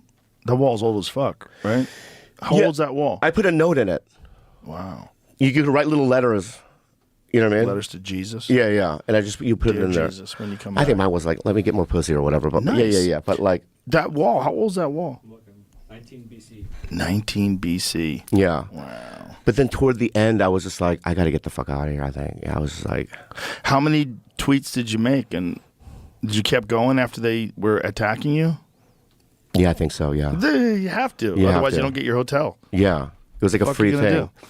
And I didn't know the significance of it until later, almost. Like, you know what I mean? Or not the significance, but like what the impact of it, you know? Right. Because I you know, obviously, you know, I mean, obviously I have my opinions about it, you know what I mean? That I'm keeping to myself, but it's like, you know, it's not fully aligned, you know what I mean, with what people think that I should be, you know? You have to be careful because I live in LA and, you know, Oh, I hear you. Yeah. Look, it's a complicated issue. it's so complicated. And it's terrifying. Yeah. When you look at the video of when they do an overhead of what Gaza used to look like and what it looks like now, I don't know, it's just. it's insane. It's fucking insane. So yesterday, it's going to take over a year to clean up just the rubble. Oh, my God. But it's like 25,000 now, At least. at least. They don't know how many people are dead. They have no idea.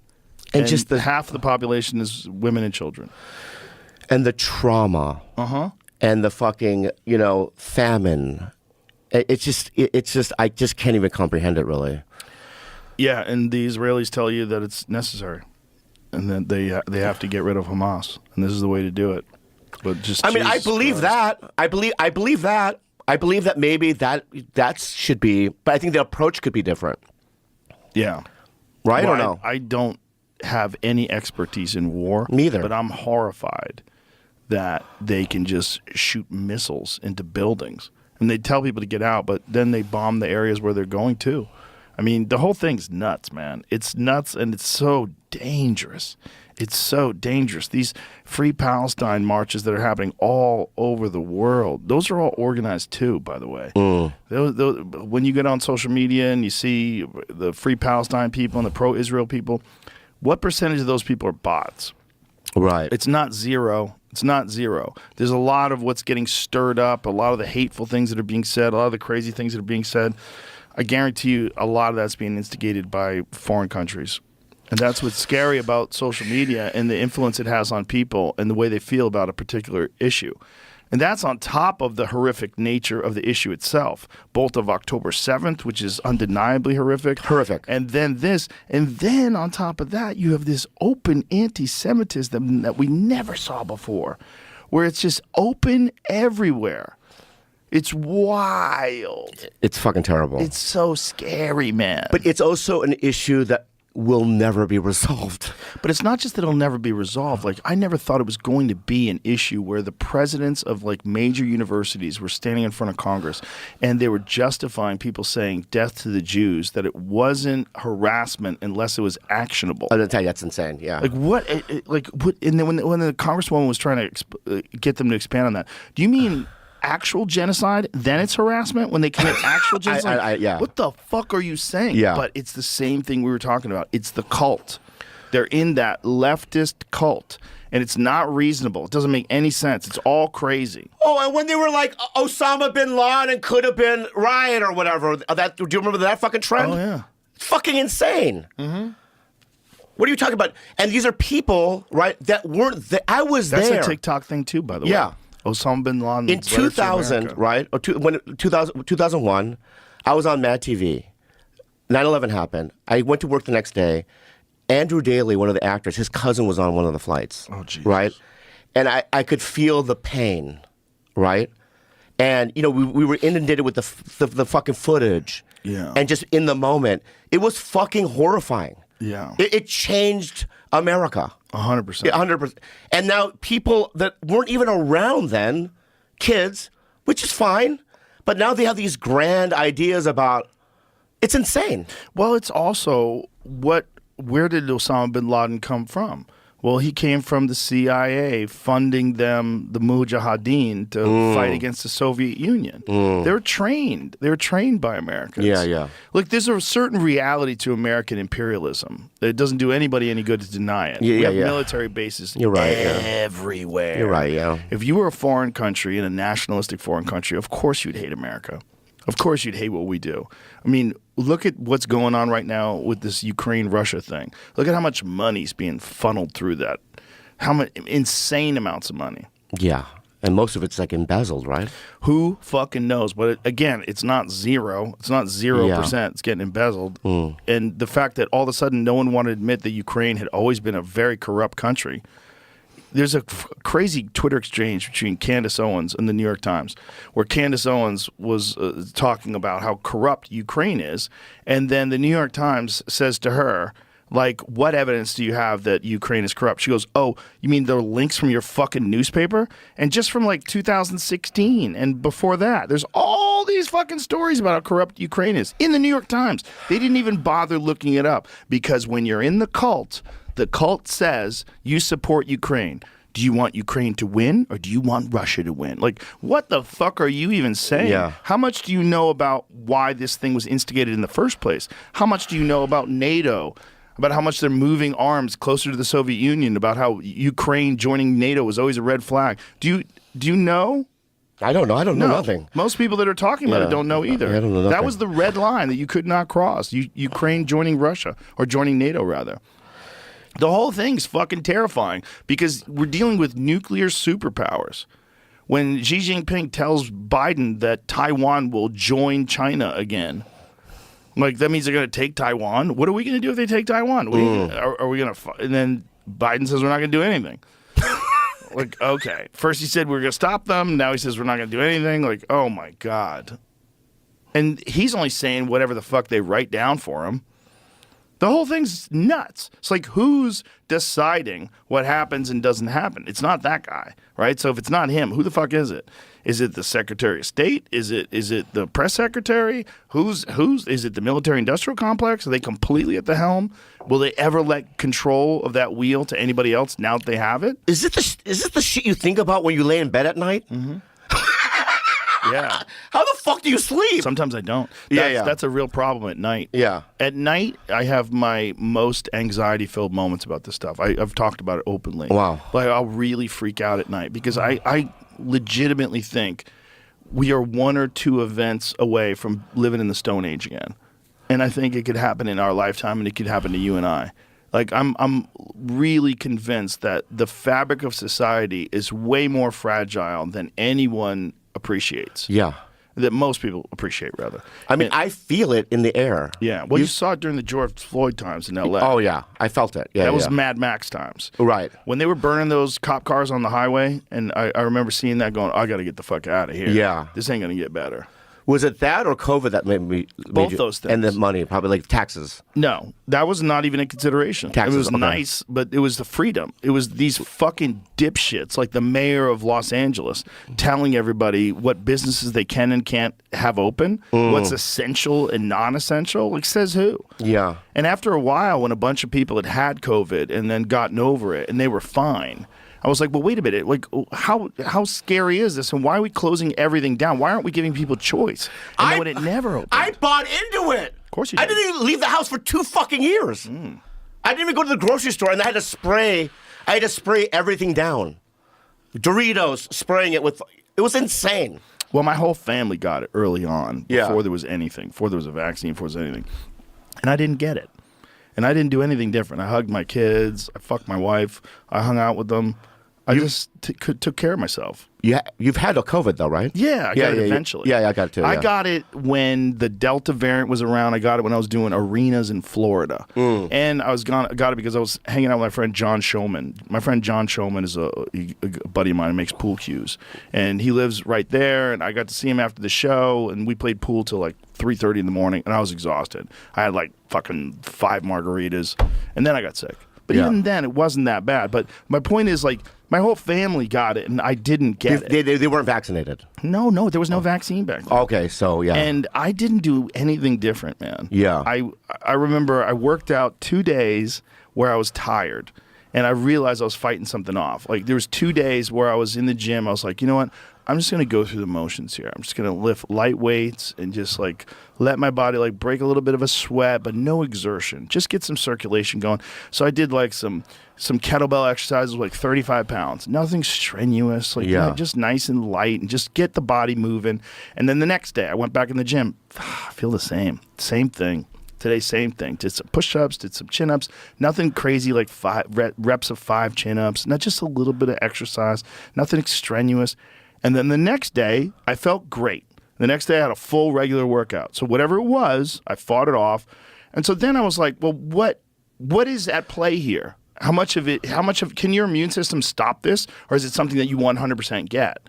No, it seems very infectious, but it also seems like if you have a healthy immune system, this isn't a death sentence. This isn't Ebola. This isn't... So what the fuck is going on? And then the vaccine came out, and I signed up to get vaccinated. The UFC had this whole allotment of vaccines. But I was there on a Friday for the UFC, and they said, you have to go to the clinic. And I said, I can't. I don't have the time. They said, can you come back Monday? I said, no, but I'll be back in 2 weeks. So I was going to get vaccinated in 2 weeks. And in the 2 weeks, they pulled it. They pulled the Johnson & Johnson Wow. for blood clots. And 2 people I knew got strokes. 2 people. Oh, my God. 2 people. Wow. Within the 10 days of taking that vaccine, 2 people I knew had strokes. Yeah. Like healthy people. Like weird blood clots. People were getting blood clots.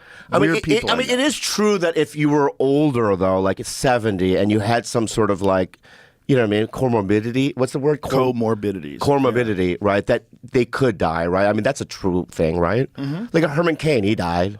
Oh, yeah. Yeah. Like they die of the flu, too. I mean, it's a bad cold. Yeah, It's yeah. not dismissing what it is.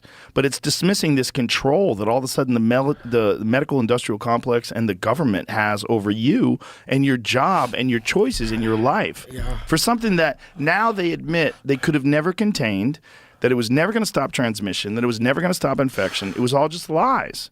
They lied about the efficacy. They lied about the protection in parts. They put it out on MSNBC. Rachel Maddow, the virus stops with you. You can't get it.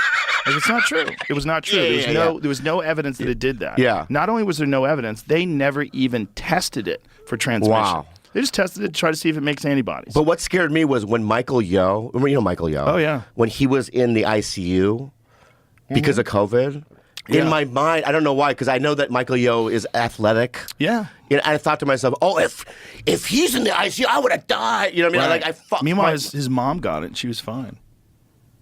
It's Michael Yo. He's weak. I don't know what it is, man.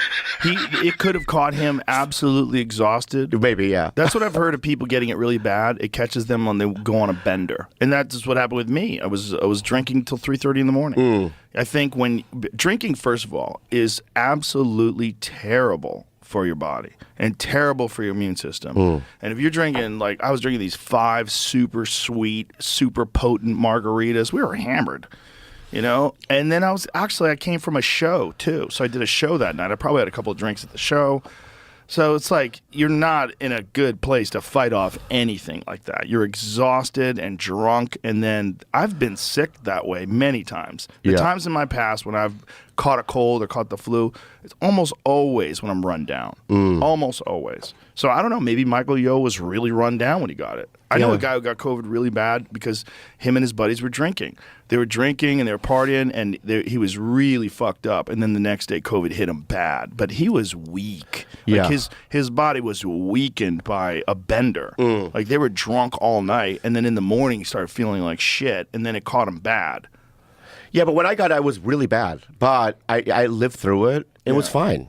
Yeah. There's a lot of different things that were at play there. First of all, there was just general metabolic health that was completely ignored. People told you all you have to do is get vaccinated. That's horse shit. Your immune system is complex, and it relies on a bunch of different things to keep it effective. It relies on good nutrition. It relies on sleep. It relies on low stress. It relies on vitamins and nutrients, healthy diet, exercise. All those things were huge factors, and they ignored every single one of them.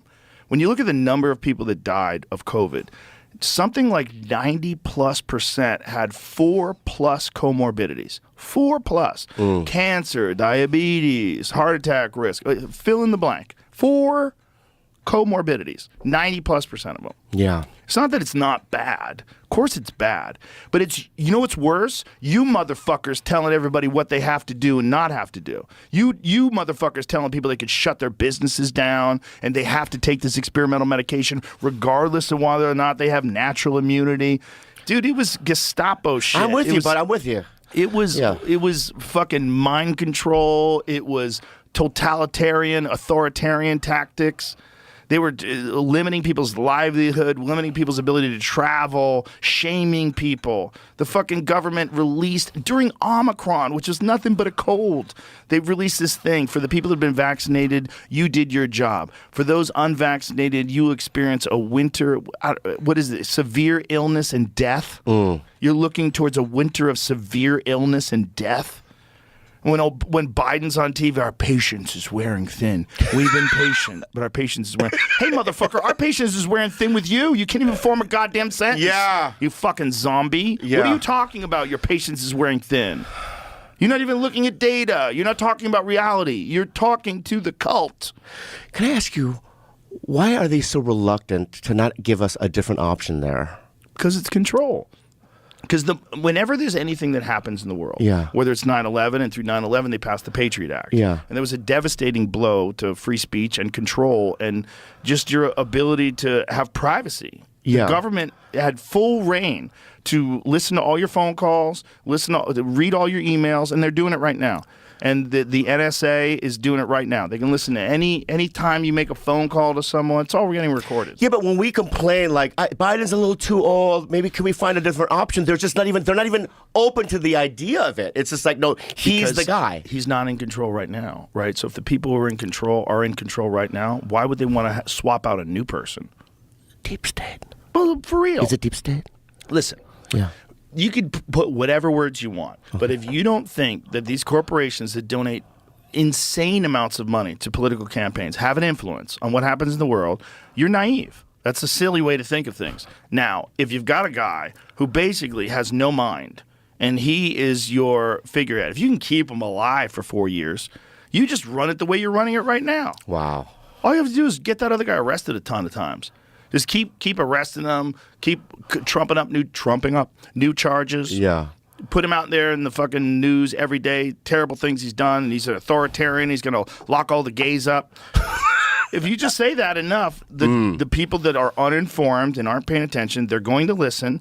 And then if you have mail-in ballots and if you have a voter machine shenanigans, if you can fucking sway things one way or another, then you stay in power. Do you? You stay in power. So you believe? Same person stays as the do you- figurehead, do you and be- the same people run it now. Do you believe the election was stolen then? No. Okay. I believe that there are, without a doubt, in every election, there's election fraud. Sure. It's like, what's the number? Yeah. So that's what I say. I don't know what the number is. I know Trump apparently released a whole bunch of documents showing irregularities, showing that the mail-in ballots were incorrect. The mail-in ballots is something Putin talked about recently. He said the 2020 elections were stolen and they used mail-in ballots, but who knows why he's saying But these that. things happen every cycle, right? Every election, these things happen. There's irregularities. Hillary claimed that she won. Right, You know, yeah, right. I mean, John Kerry claimed that he won. Yeah. Al Gore claimed that he won. Remember the dangling Chads In Florida. Remember that shit? In Florida. Yeah. The idea. But of the difference is, people but the difference is that the Al though went, okay, I'm going to concede, and sort of took a long time. Okay. You know, the Al Gore George Bush one. How long did that go on before he conceded? I want to say it was a few months. I don't think it was as simple as just conceding. okay, I think the Al Gore George Bush one went on for quite a while, if I remember correctly, because I remember being confused. Like, wow, this never happened before. A month or so. A month. a month or so. Okay, So- December 13th. So Okay. think of that. Think of like a whole month where they're trying to decide if it's true. right.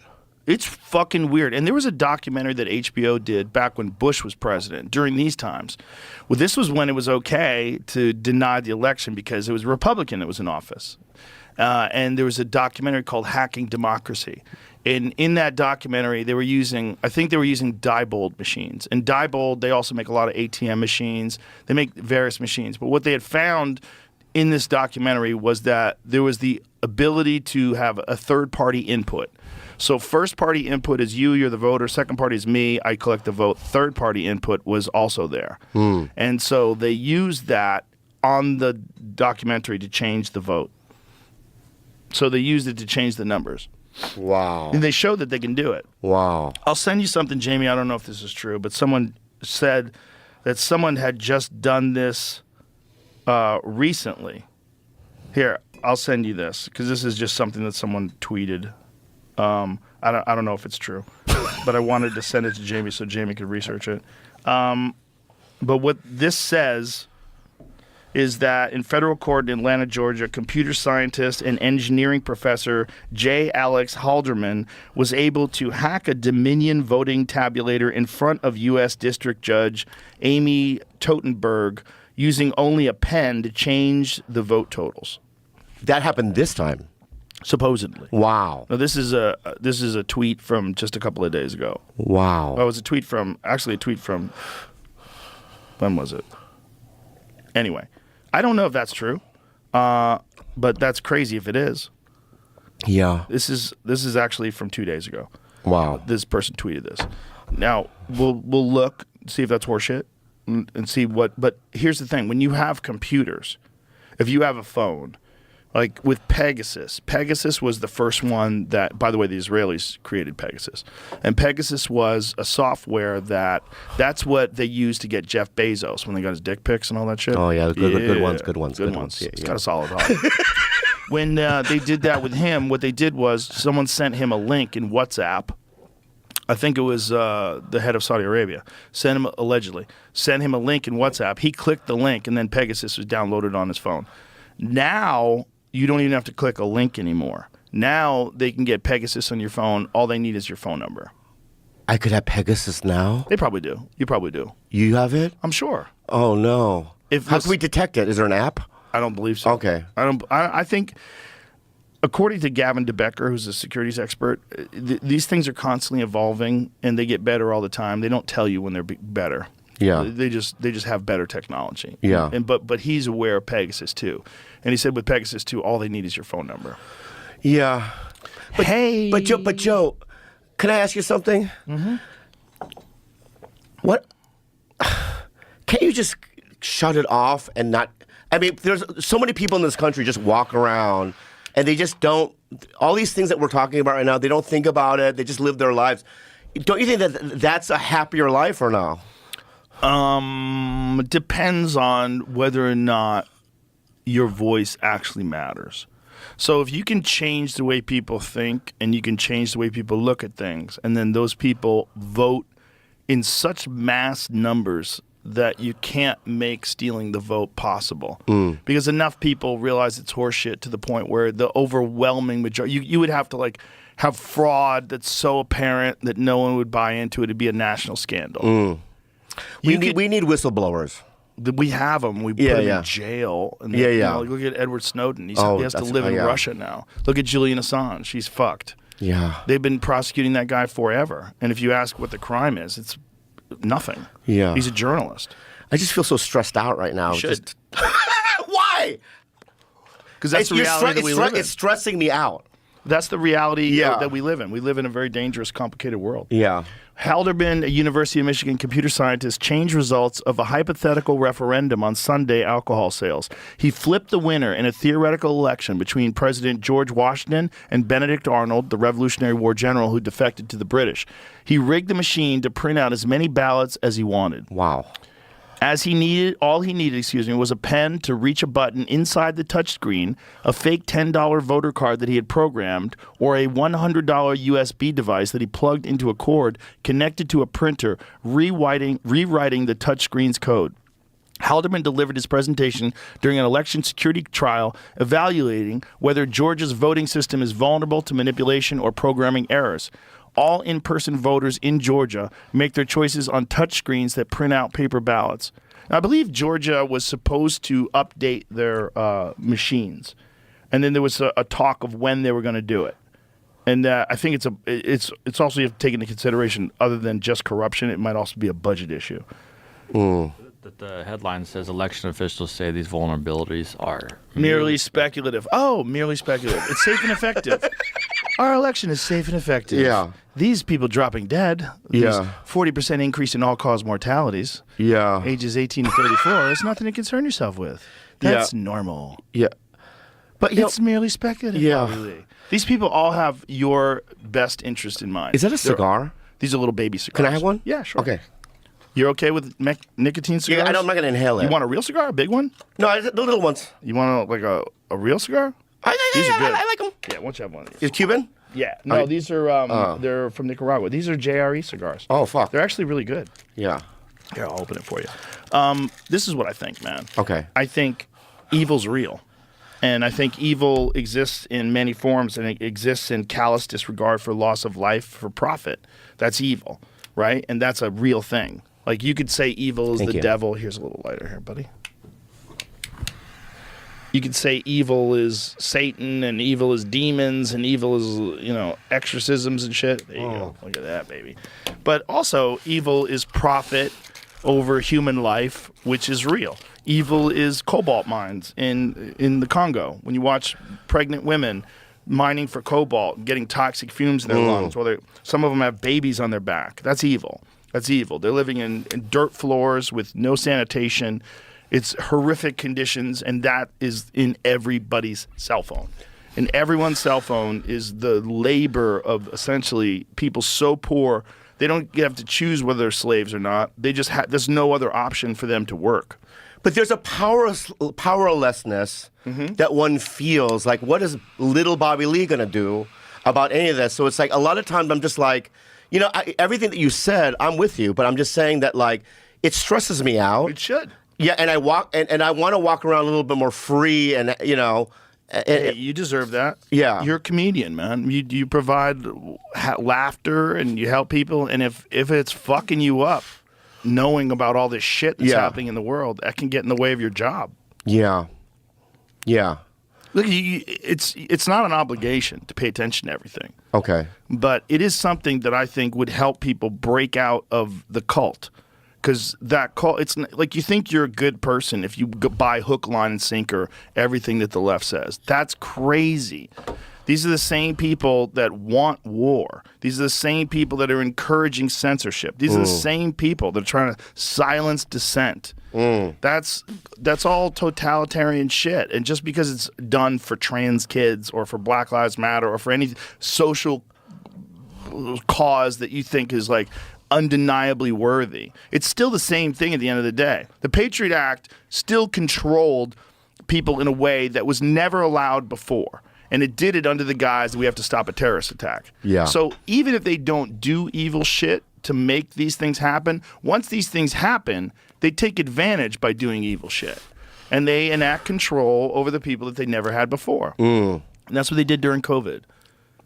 And the redistribution of wealth was insane. Yeah. The redistribution of wealth to big corporations Like and companies. Gates profited bad. Oh big. my God, I mean, so yeah. many people did. Billions of dollars was moved. Yeah. Well, it just stresses me out. You want to talk about the movie? Yeah. Can we talk about the movie I'm promoting? Yeah. Yeah. What's your movie, Bobby? Oh, I'm barely in it. And they're making me, you know what I mean? But it's like, But they're making you do promo and you're barely in it? well, I have 4 scenes. What's it called? It's called Drugstore June. What's it about? It's about a girl, Esther, right? And she works at a pharmacy. I play the main pharmacist. And it's basically, she plays sort of like a Gen Z, you know what I mean, girl that's kind of out of touch. It's kind of like a Juno, you know what I mean, but it's more modern. And it's, what I like about it, Joe, is this, okay? Is just that, you know, can I talk about Hollywood real quick? Sure. There's still gatekeepers, right? And for me, it's like, I think I'm perceived as dangerous. I don't know why. Because I'm on a podcast, I say shit. Yeah. Right? Right. And it's like, I'm always the 4th option. It goes Ronnie, Jimmy, Ken Jeong, right? And I like acting, right? So it's like, I think this is cool because it's like, everyone that's involved in it are dear friends of mine. You know what I mean? Pretty much everyone in the movie are people like Miss Pat and people that I know. Oh, cool. And it's cool to like Look at you. yeah. It's Let's watch the trailer. Okay. If Here you we go. were going to give me a consultation for plastic surgery, It's not what I do here. but just if you were, what do you think you would do to my face? I'd probably start with your mouth. Like lip filler? No, I would sew that sucker shut. You would what you want. You would put with the lights down low. You would die if you knew. You was crazy, but you know too. You would I'm a loser. Your Facebook group is right. I have no life. What did you ever see in this psycho? One, two. Oh, I messed it up. I need a coffee break. You haven't even clocked in yet. I haven't been getting paid for any of this. Oh. Give me a double macchiato. I brought you some hot chocolate. Oh, you're interrupting my stream. Okay, bye, June Squad. You would wanna set a fence, you think she was Well, thank you, Chad. What? Ew. I heard the pharmacy got robbed. Miss Pot. What the hell happened in here? What's your name? At Forever June on everything except Snap at June Forever. No, honey, your real life actual name. June. This is not Queen June's private castle. June the Almighty. Oh. June? Oh, I got the poor man that ends up with her. I think I'm gonna start doing some investigatory work. Y'all heard anything about a pharmacy getting robbed? I don't watch the news. All I do is smoke weed. Do you feel safe here? I'm looking for information. Hey, baby boo. June Squad has a lot of time on their hands. Take it easy. I'll tell you what you want. What are you doing here? I'm collecting evidence. You watch too many movies. You are not a police officer. Help us out here. God, mugshots are so sexy. Can I take this home? No. Not. Did you watch it? No. So that's the first time you've seen the clip? Yeah. Well, Abby, you know Abby Leviton, my manager. Sure. She saw it. She was like, "It's pretty good." And when she said that, I was just like, "Oh, I don't want to watch it." Yeah. But you know, no, I gotta promote it. I'm sure you're great in it.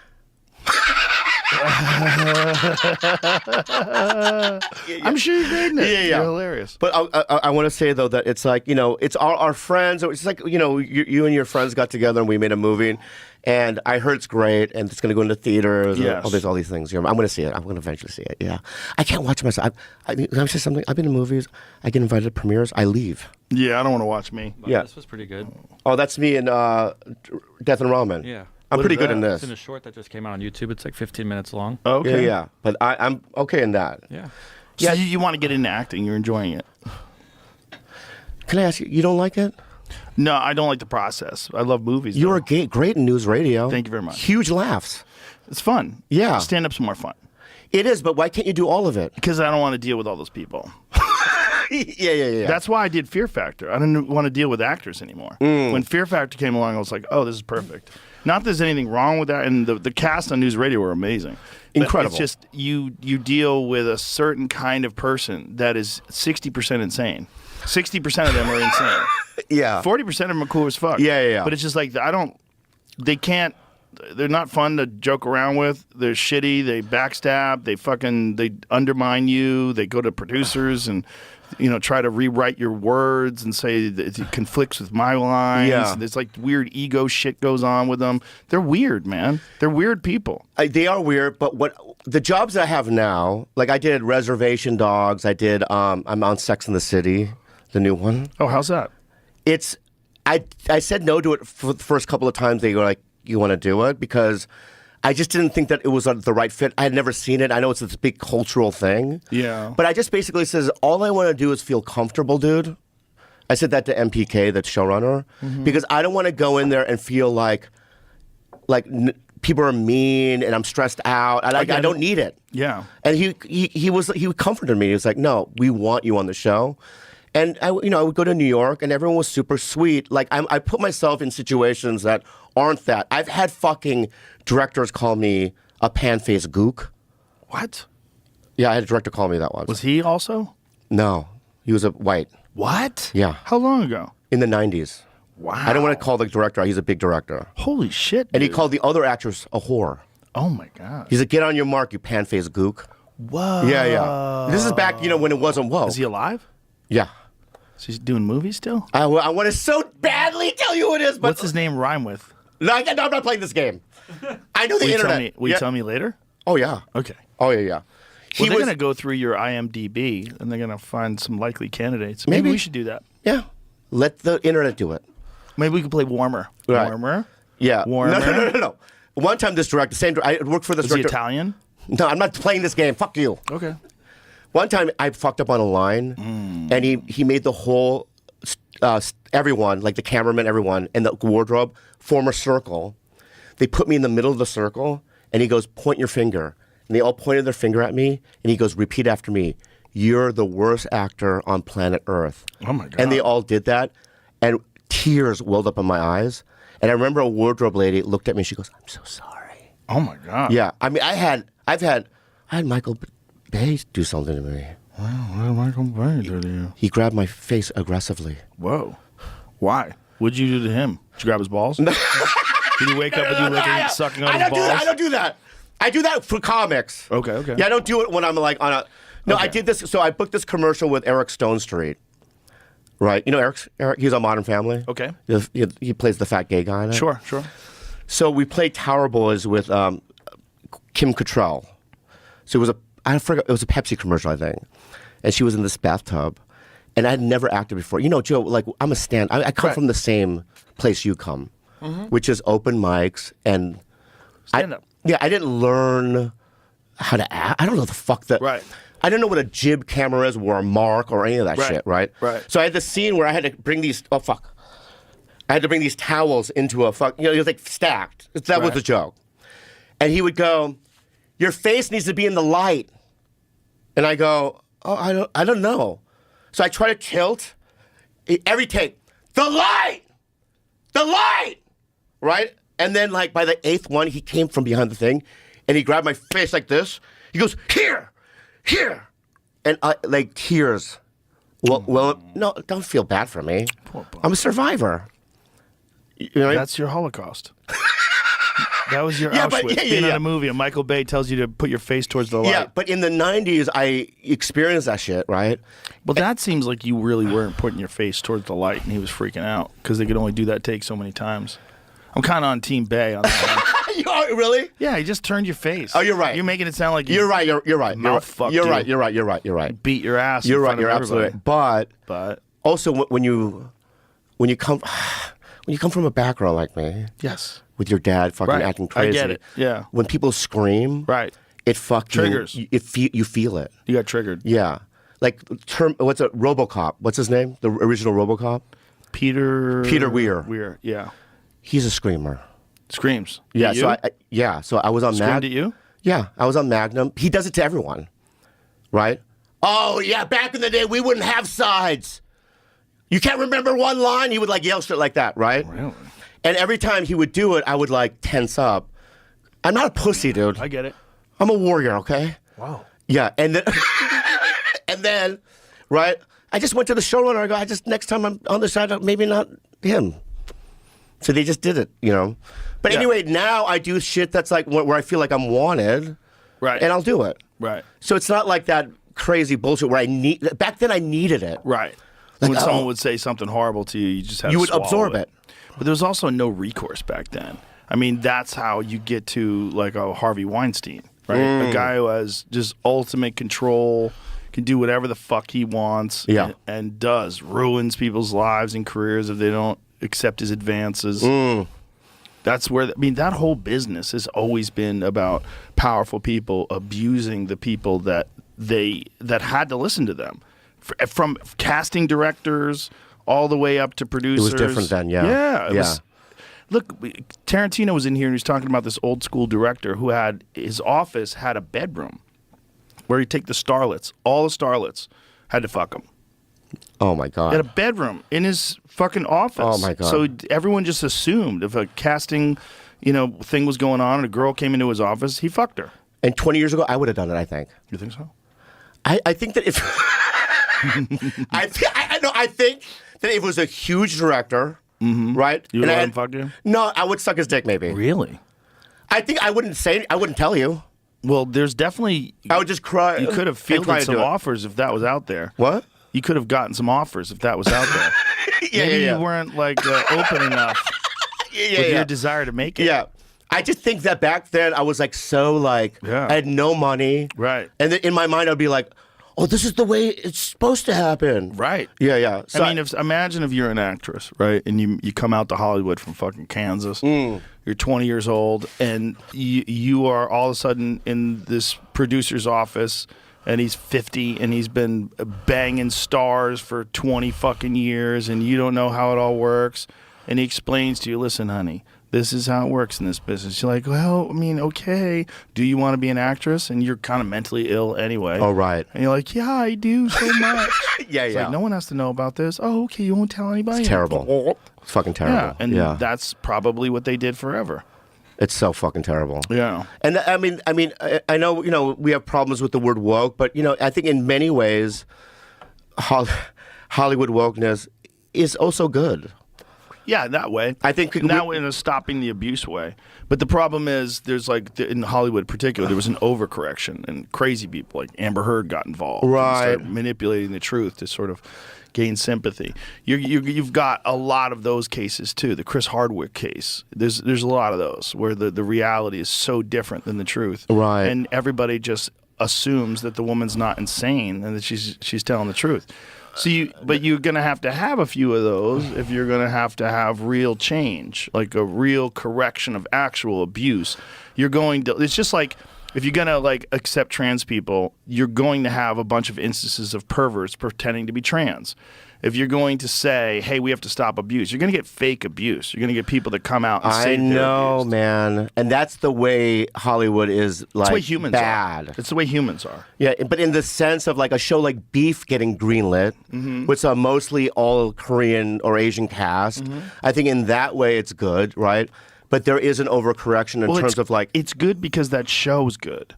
Right? That's why it's good. Yeah, you're right. It's good when the show's good. But they even if the show was good back then, 20 years ago, they would never... That's true. Yeah, they would never wrote it. Better about acceptance. Yeah. But it's still, I think art has to be, particularly stand-up is the best example I can speak about that. It has to be a meritocracy.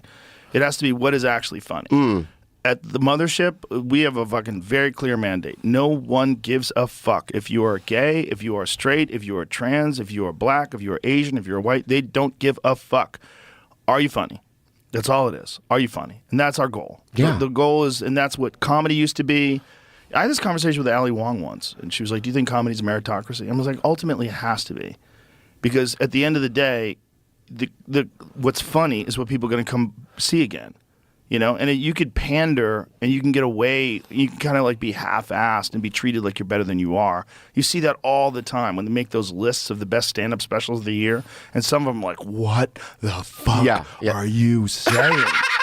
I know. You're so crazy if you think this is good. And they're only saying it because it's the right demographic. Yeah. And you can say that if they're talking about the right points. Even if the stand-up is clunky and awful and unoriginal and just garbage, they'll tell you it's amazing.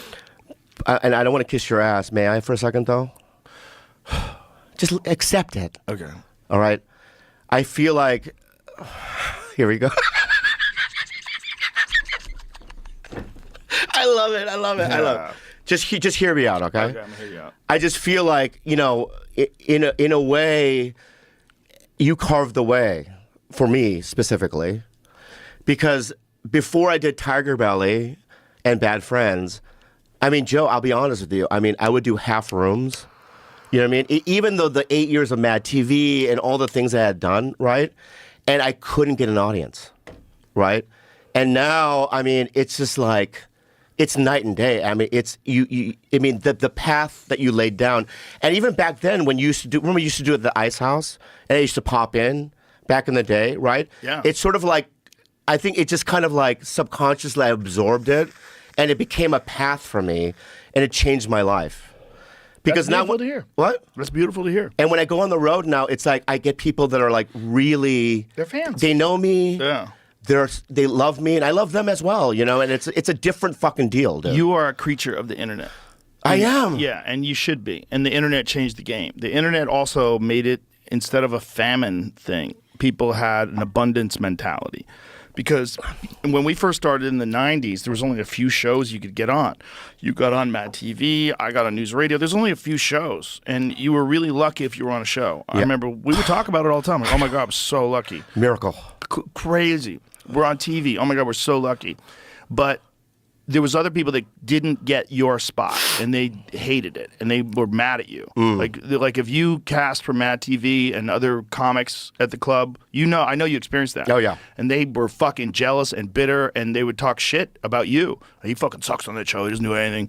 And they just angry that it didn't happen to them, because it could have happened to them. Yeah.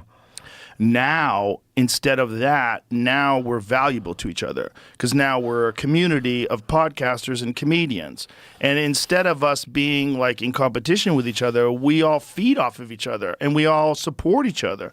It's a much better environment for stand-up. It's a much better environment for comedy clubs. It's like everything's better now. It's also the connection with East Coast, too. It's like before, I felt like there was like a rivalry almost, right? And now it's like, when I go to New York, and as soon as I land, I don't even call the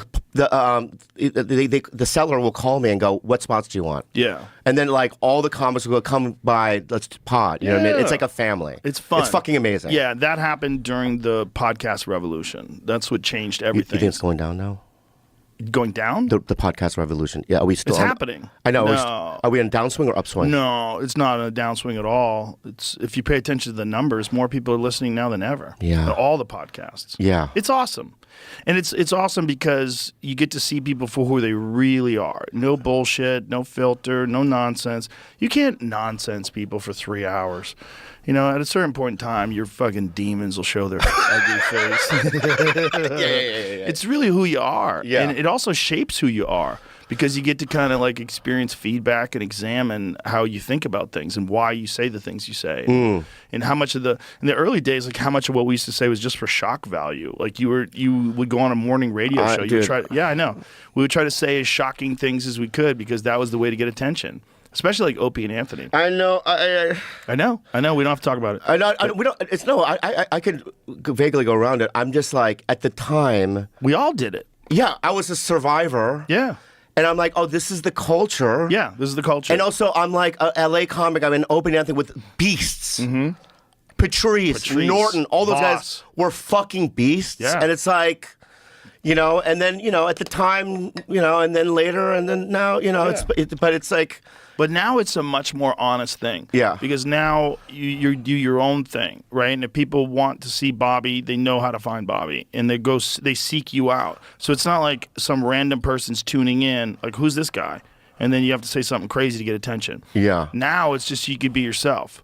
You know, that's the difference. Like if you got 1 million views on Tiger Belly, that's 1 million people that really want to watch your show. Wow, That's yeah. not random. Yeah. You know, if you get 1 million people that are on like some Comedy Central show, 1 million people watching that, they're flipping channels. Yeah. They like, how many of them are looking forward to it? How many of them just stumbled upon it? It's probably quite a bit. Most shows don't have like loyal, dedicated viewers, unless they're like streaming shows. Yeah. Most, like if you're watching Stranger Things, that's what you want to watch. But there's a lot of things that are just not that popular, and the numbers are like still not as good. The podcast thing is a wild thing. I drive man. down the street in LA and I see a show. I'm like, who the fucker? Who's on that? No one's gonna watch that. I mean, maybe, but like, it's good. Yeah. I mean, I like that they're still doing them. I don't want them to go away. They tried to kill that, man. This fucking last strike. Dude, I had so many friends that stopped doing stand-up and just been writing that went into a panic because they have mortgages and they just started. Camille started doing stand-up again, right? Wow. It was hard. He hadn't done stand-up in 7 years. Wow. And I know Owen Smith was getting back on the road again. We had him at the Mothership. But he's a guy that I was always saying, like, that guy, that's a velvet prison for that guy. He's too good. Yeah. He's too good I love him. at stand-up to not be huge. Yeah, I love him. He's one of the best comics in the country. He's like top 20 in the country without a doubt. No question at all. Owen Smith. Yeah. Yeah. If I'm making a list of top 20 in the country, Owen Smith's on that list. Yeah. He shouldn't wear sweatpants on stage, though. Who gives a fuck? Let him wear sweatpants. He got a big ass dick. He's big dick. Let him.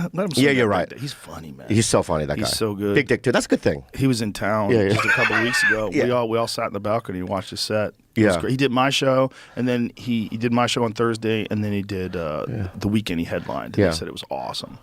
I just also want to tell your fans, I have a pretty medium-sized dick. It's regular. Thank you. I've seen it a gang of times. I know. But online, they're like, it's like a minion. No, it's normal. It's a regular dick. It works. It's great. Squirts. The whole thing. Yeah. Thank you so much. Every other day it squirts. Yeah, every other day. Yeah. It works. It's great. Yeah. It's fine. I got that out there. You know what I mean? Yeah. People are rude. Judging you by something you can't control. Yeah. But it's been a real blessing, man. It really has. And the podcast thing is a blessing for all of us, obviously. Yeah. I mean, it changed stand-up. It really did. It created way more theater acts. There's so many more theater acts and arena acts. Guys like Schultz and all these guys, and they just releasing their stuff on the internet, doing podcasts, becoming popular through podcasts. Yeah. It's an amazing way to live. I mean, I was in Hawaii with Segura was in town. I was just there vacationing, and Segura goes, "I'm doing a show. Do it." So they didn't announce me. Oh, that's great. Right? It was like 6,000 seats, whatever. Right? And when they, and I don't want. It's not a bragging thing, but when they said my name, and I walked up there, I had never felt that before in my life. It was How a many pure days love. are you in town for? I leave tomorrow morning. Shit. I know. Why don't you change your flight? Do my show tomorrow night at 7. Really? Yeah. Okay. Okay. Beautiful. Yeah. Yeah. I'll change. Bert's gonna do it too. Oh, he is? Yeah. He's in town? Kreischer's is in town. Oh, I'll do it. Yeah. It'll be fun. It'll be fun. Oh my God, they're gonna go bananas. Okay, good. That'd be great. The beautiful thing about those shows, Shane will be on the show too. Oh. It's gonna be awesome. Okay. I'll have you go before. Hard hitters, man. Yeah. No, dude, here's the thing, dude. Yeah. And this is what's great about it. I'm not afraid. No, you shouldn't be afraid. I'll follow you. It would be hard. Very difficult. You don't have to do that. Yeah. But I would try. I wouldn't give be you a great afraid of spot. doing it. Listen, the show's going to be amazing. Yeah. It's going to be amazing. All right. Hinchcliffe's on the show. It's going to be amazing. Brian Simpson's here. I love him. Oh, he's the best. Yeah. He's so good, dude. It was good to see also old friends last night. It was great. Yeah. Like I missed them. Yeah, man. I mean, we took all the good people. You fucked us. I didn't. I made life better for these folks. It's a better place to be, man. It really is. It's a better place to live. There's less traffic. And so many people last night after the show were like, move when here. When are you moving here? And I'm like, I'm going to talk to Andrew about it. You should. But we have to move together. Yeah, but look. Or we could have it be like a house that we come every once in a while You or something. should. Yeah, you yeah, should. yeah. Look, Santino would love it here. I know he would would. love it here. He likes doing TV shows too, though, that fucking idiot. Yeah, but that's his... I know, but it's a different craft, and it's, I'll tell you something. He always wanted to be an actor. No, but guys like Schultz and these young guys, right? It's not a part of their dream. Right. But when I came to LA, I was like, I want to do movies. I love movies. I get it. I love watching it. But here's the thing, Bobby. You can always still do movies. I still get offers for movies. You can still do them. Yeah, I am doing them, yeah. 100% could go back and do them. You can do 'em. You're a free man. I know. And you've got some cash. I know, but You get a nice comics place, make you get a fun of nice me place. about it. You should And see I don't... Hinchcliffe's apartment. Oh, my God. Hinchcliffe has his fucking insane apartment. I know. With his giant balcony, which you can get here in Austin, would cost you $20 million in New York. Wow. Oh my God, it's incredible. The Yeah. life there is amazing. The life in downtown Austin. Yeah. There's so many great restaurants. I know. People are cool as Tonight fuck. I'm going to the pasta bar. It's going to be great. Oh, that place is great. Great, yeah. Dude, it's incredible here. I know it is, And dude. there's so much live music here. I mean, Well, Gary Clark Jr. has a club. He has Antone's. He's one of the owners there. He's there all the time. Last night after the show, this tall blonde that would never talk to me in LA came up to me, gave me a side hug, Ooh, side and we connected eyeballs. Yeah. And if I lived here, I think I could. Yeah. Right. And I'm like, that also is an incentive. Yeah. You know what I mean? Because I'm Texas single. girls. I love Texas They're women. so nice. I know. They're so womanly. I love womanly. Yeah, that's what I like. Yeah, I love it too. I don't like them. Anyway, really good to be here. Great to have you. You So- want to so- leave? You can bail if you want. You're gonna keep going? Yeah. Keep going. Laura. Why? Well, we can stop. Yeah. It doesn't matter. It doesn't. No, we're talking. 2.5 hours is That's good enough. that's huge. It's plenty. Yeah.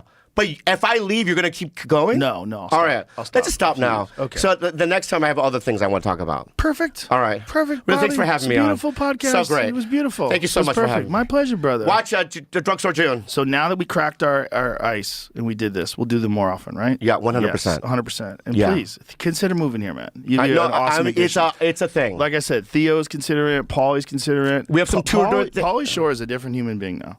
I know. Paulie Shore is so loose and so friendly and so silly on stage. Oh, I love him. And he's killing. I killing. love him. He went up in the little room, and I hadn't seen him in years. And I go, dude, that was so funny. You were so loose. Yeah. And he's like, at the Comedy Store, I was always tense. Yeah. It's like it's hard for me to be free. He's a different person. I wouldn't be in this business without him and that family. Her. Oh, her. I mean, that's why she's here. She That's said why- two things to me as a young comic. Okay. Okay. She said it's a sin to support mediocrity. Right? I still don't know what it means, but I still have it in my heart. But then one day I was at Bully's restaurant, you know what I mean, in La Jolla with her. When Freddie Soto used to drive her down, he would used to go, come eat with us. I miss Freddie so much. I do too. Yeah. And so one day we were sitting there at Bully's restaurant in La Jolla, and she goes, do you know what makes a star? I go, what? She goes, 50% of the people have to love you, but it's okay if the other half hates you. It's all in the same. Right? And it's like, when I read bad comments now on, because I get some because I'm like, I've risen, right? I just take that into the thing that it's like, it's attention, right? It's not personal. You know what I would tell you to do? What? Don't read them. Yeah, I haven't. Don't read anything. Yeah. So you don't need to read? know. No. Yeah. No. I don't read articles about me. I don't read shit. But if you read it, would it hurt your feelings? It could.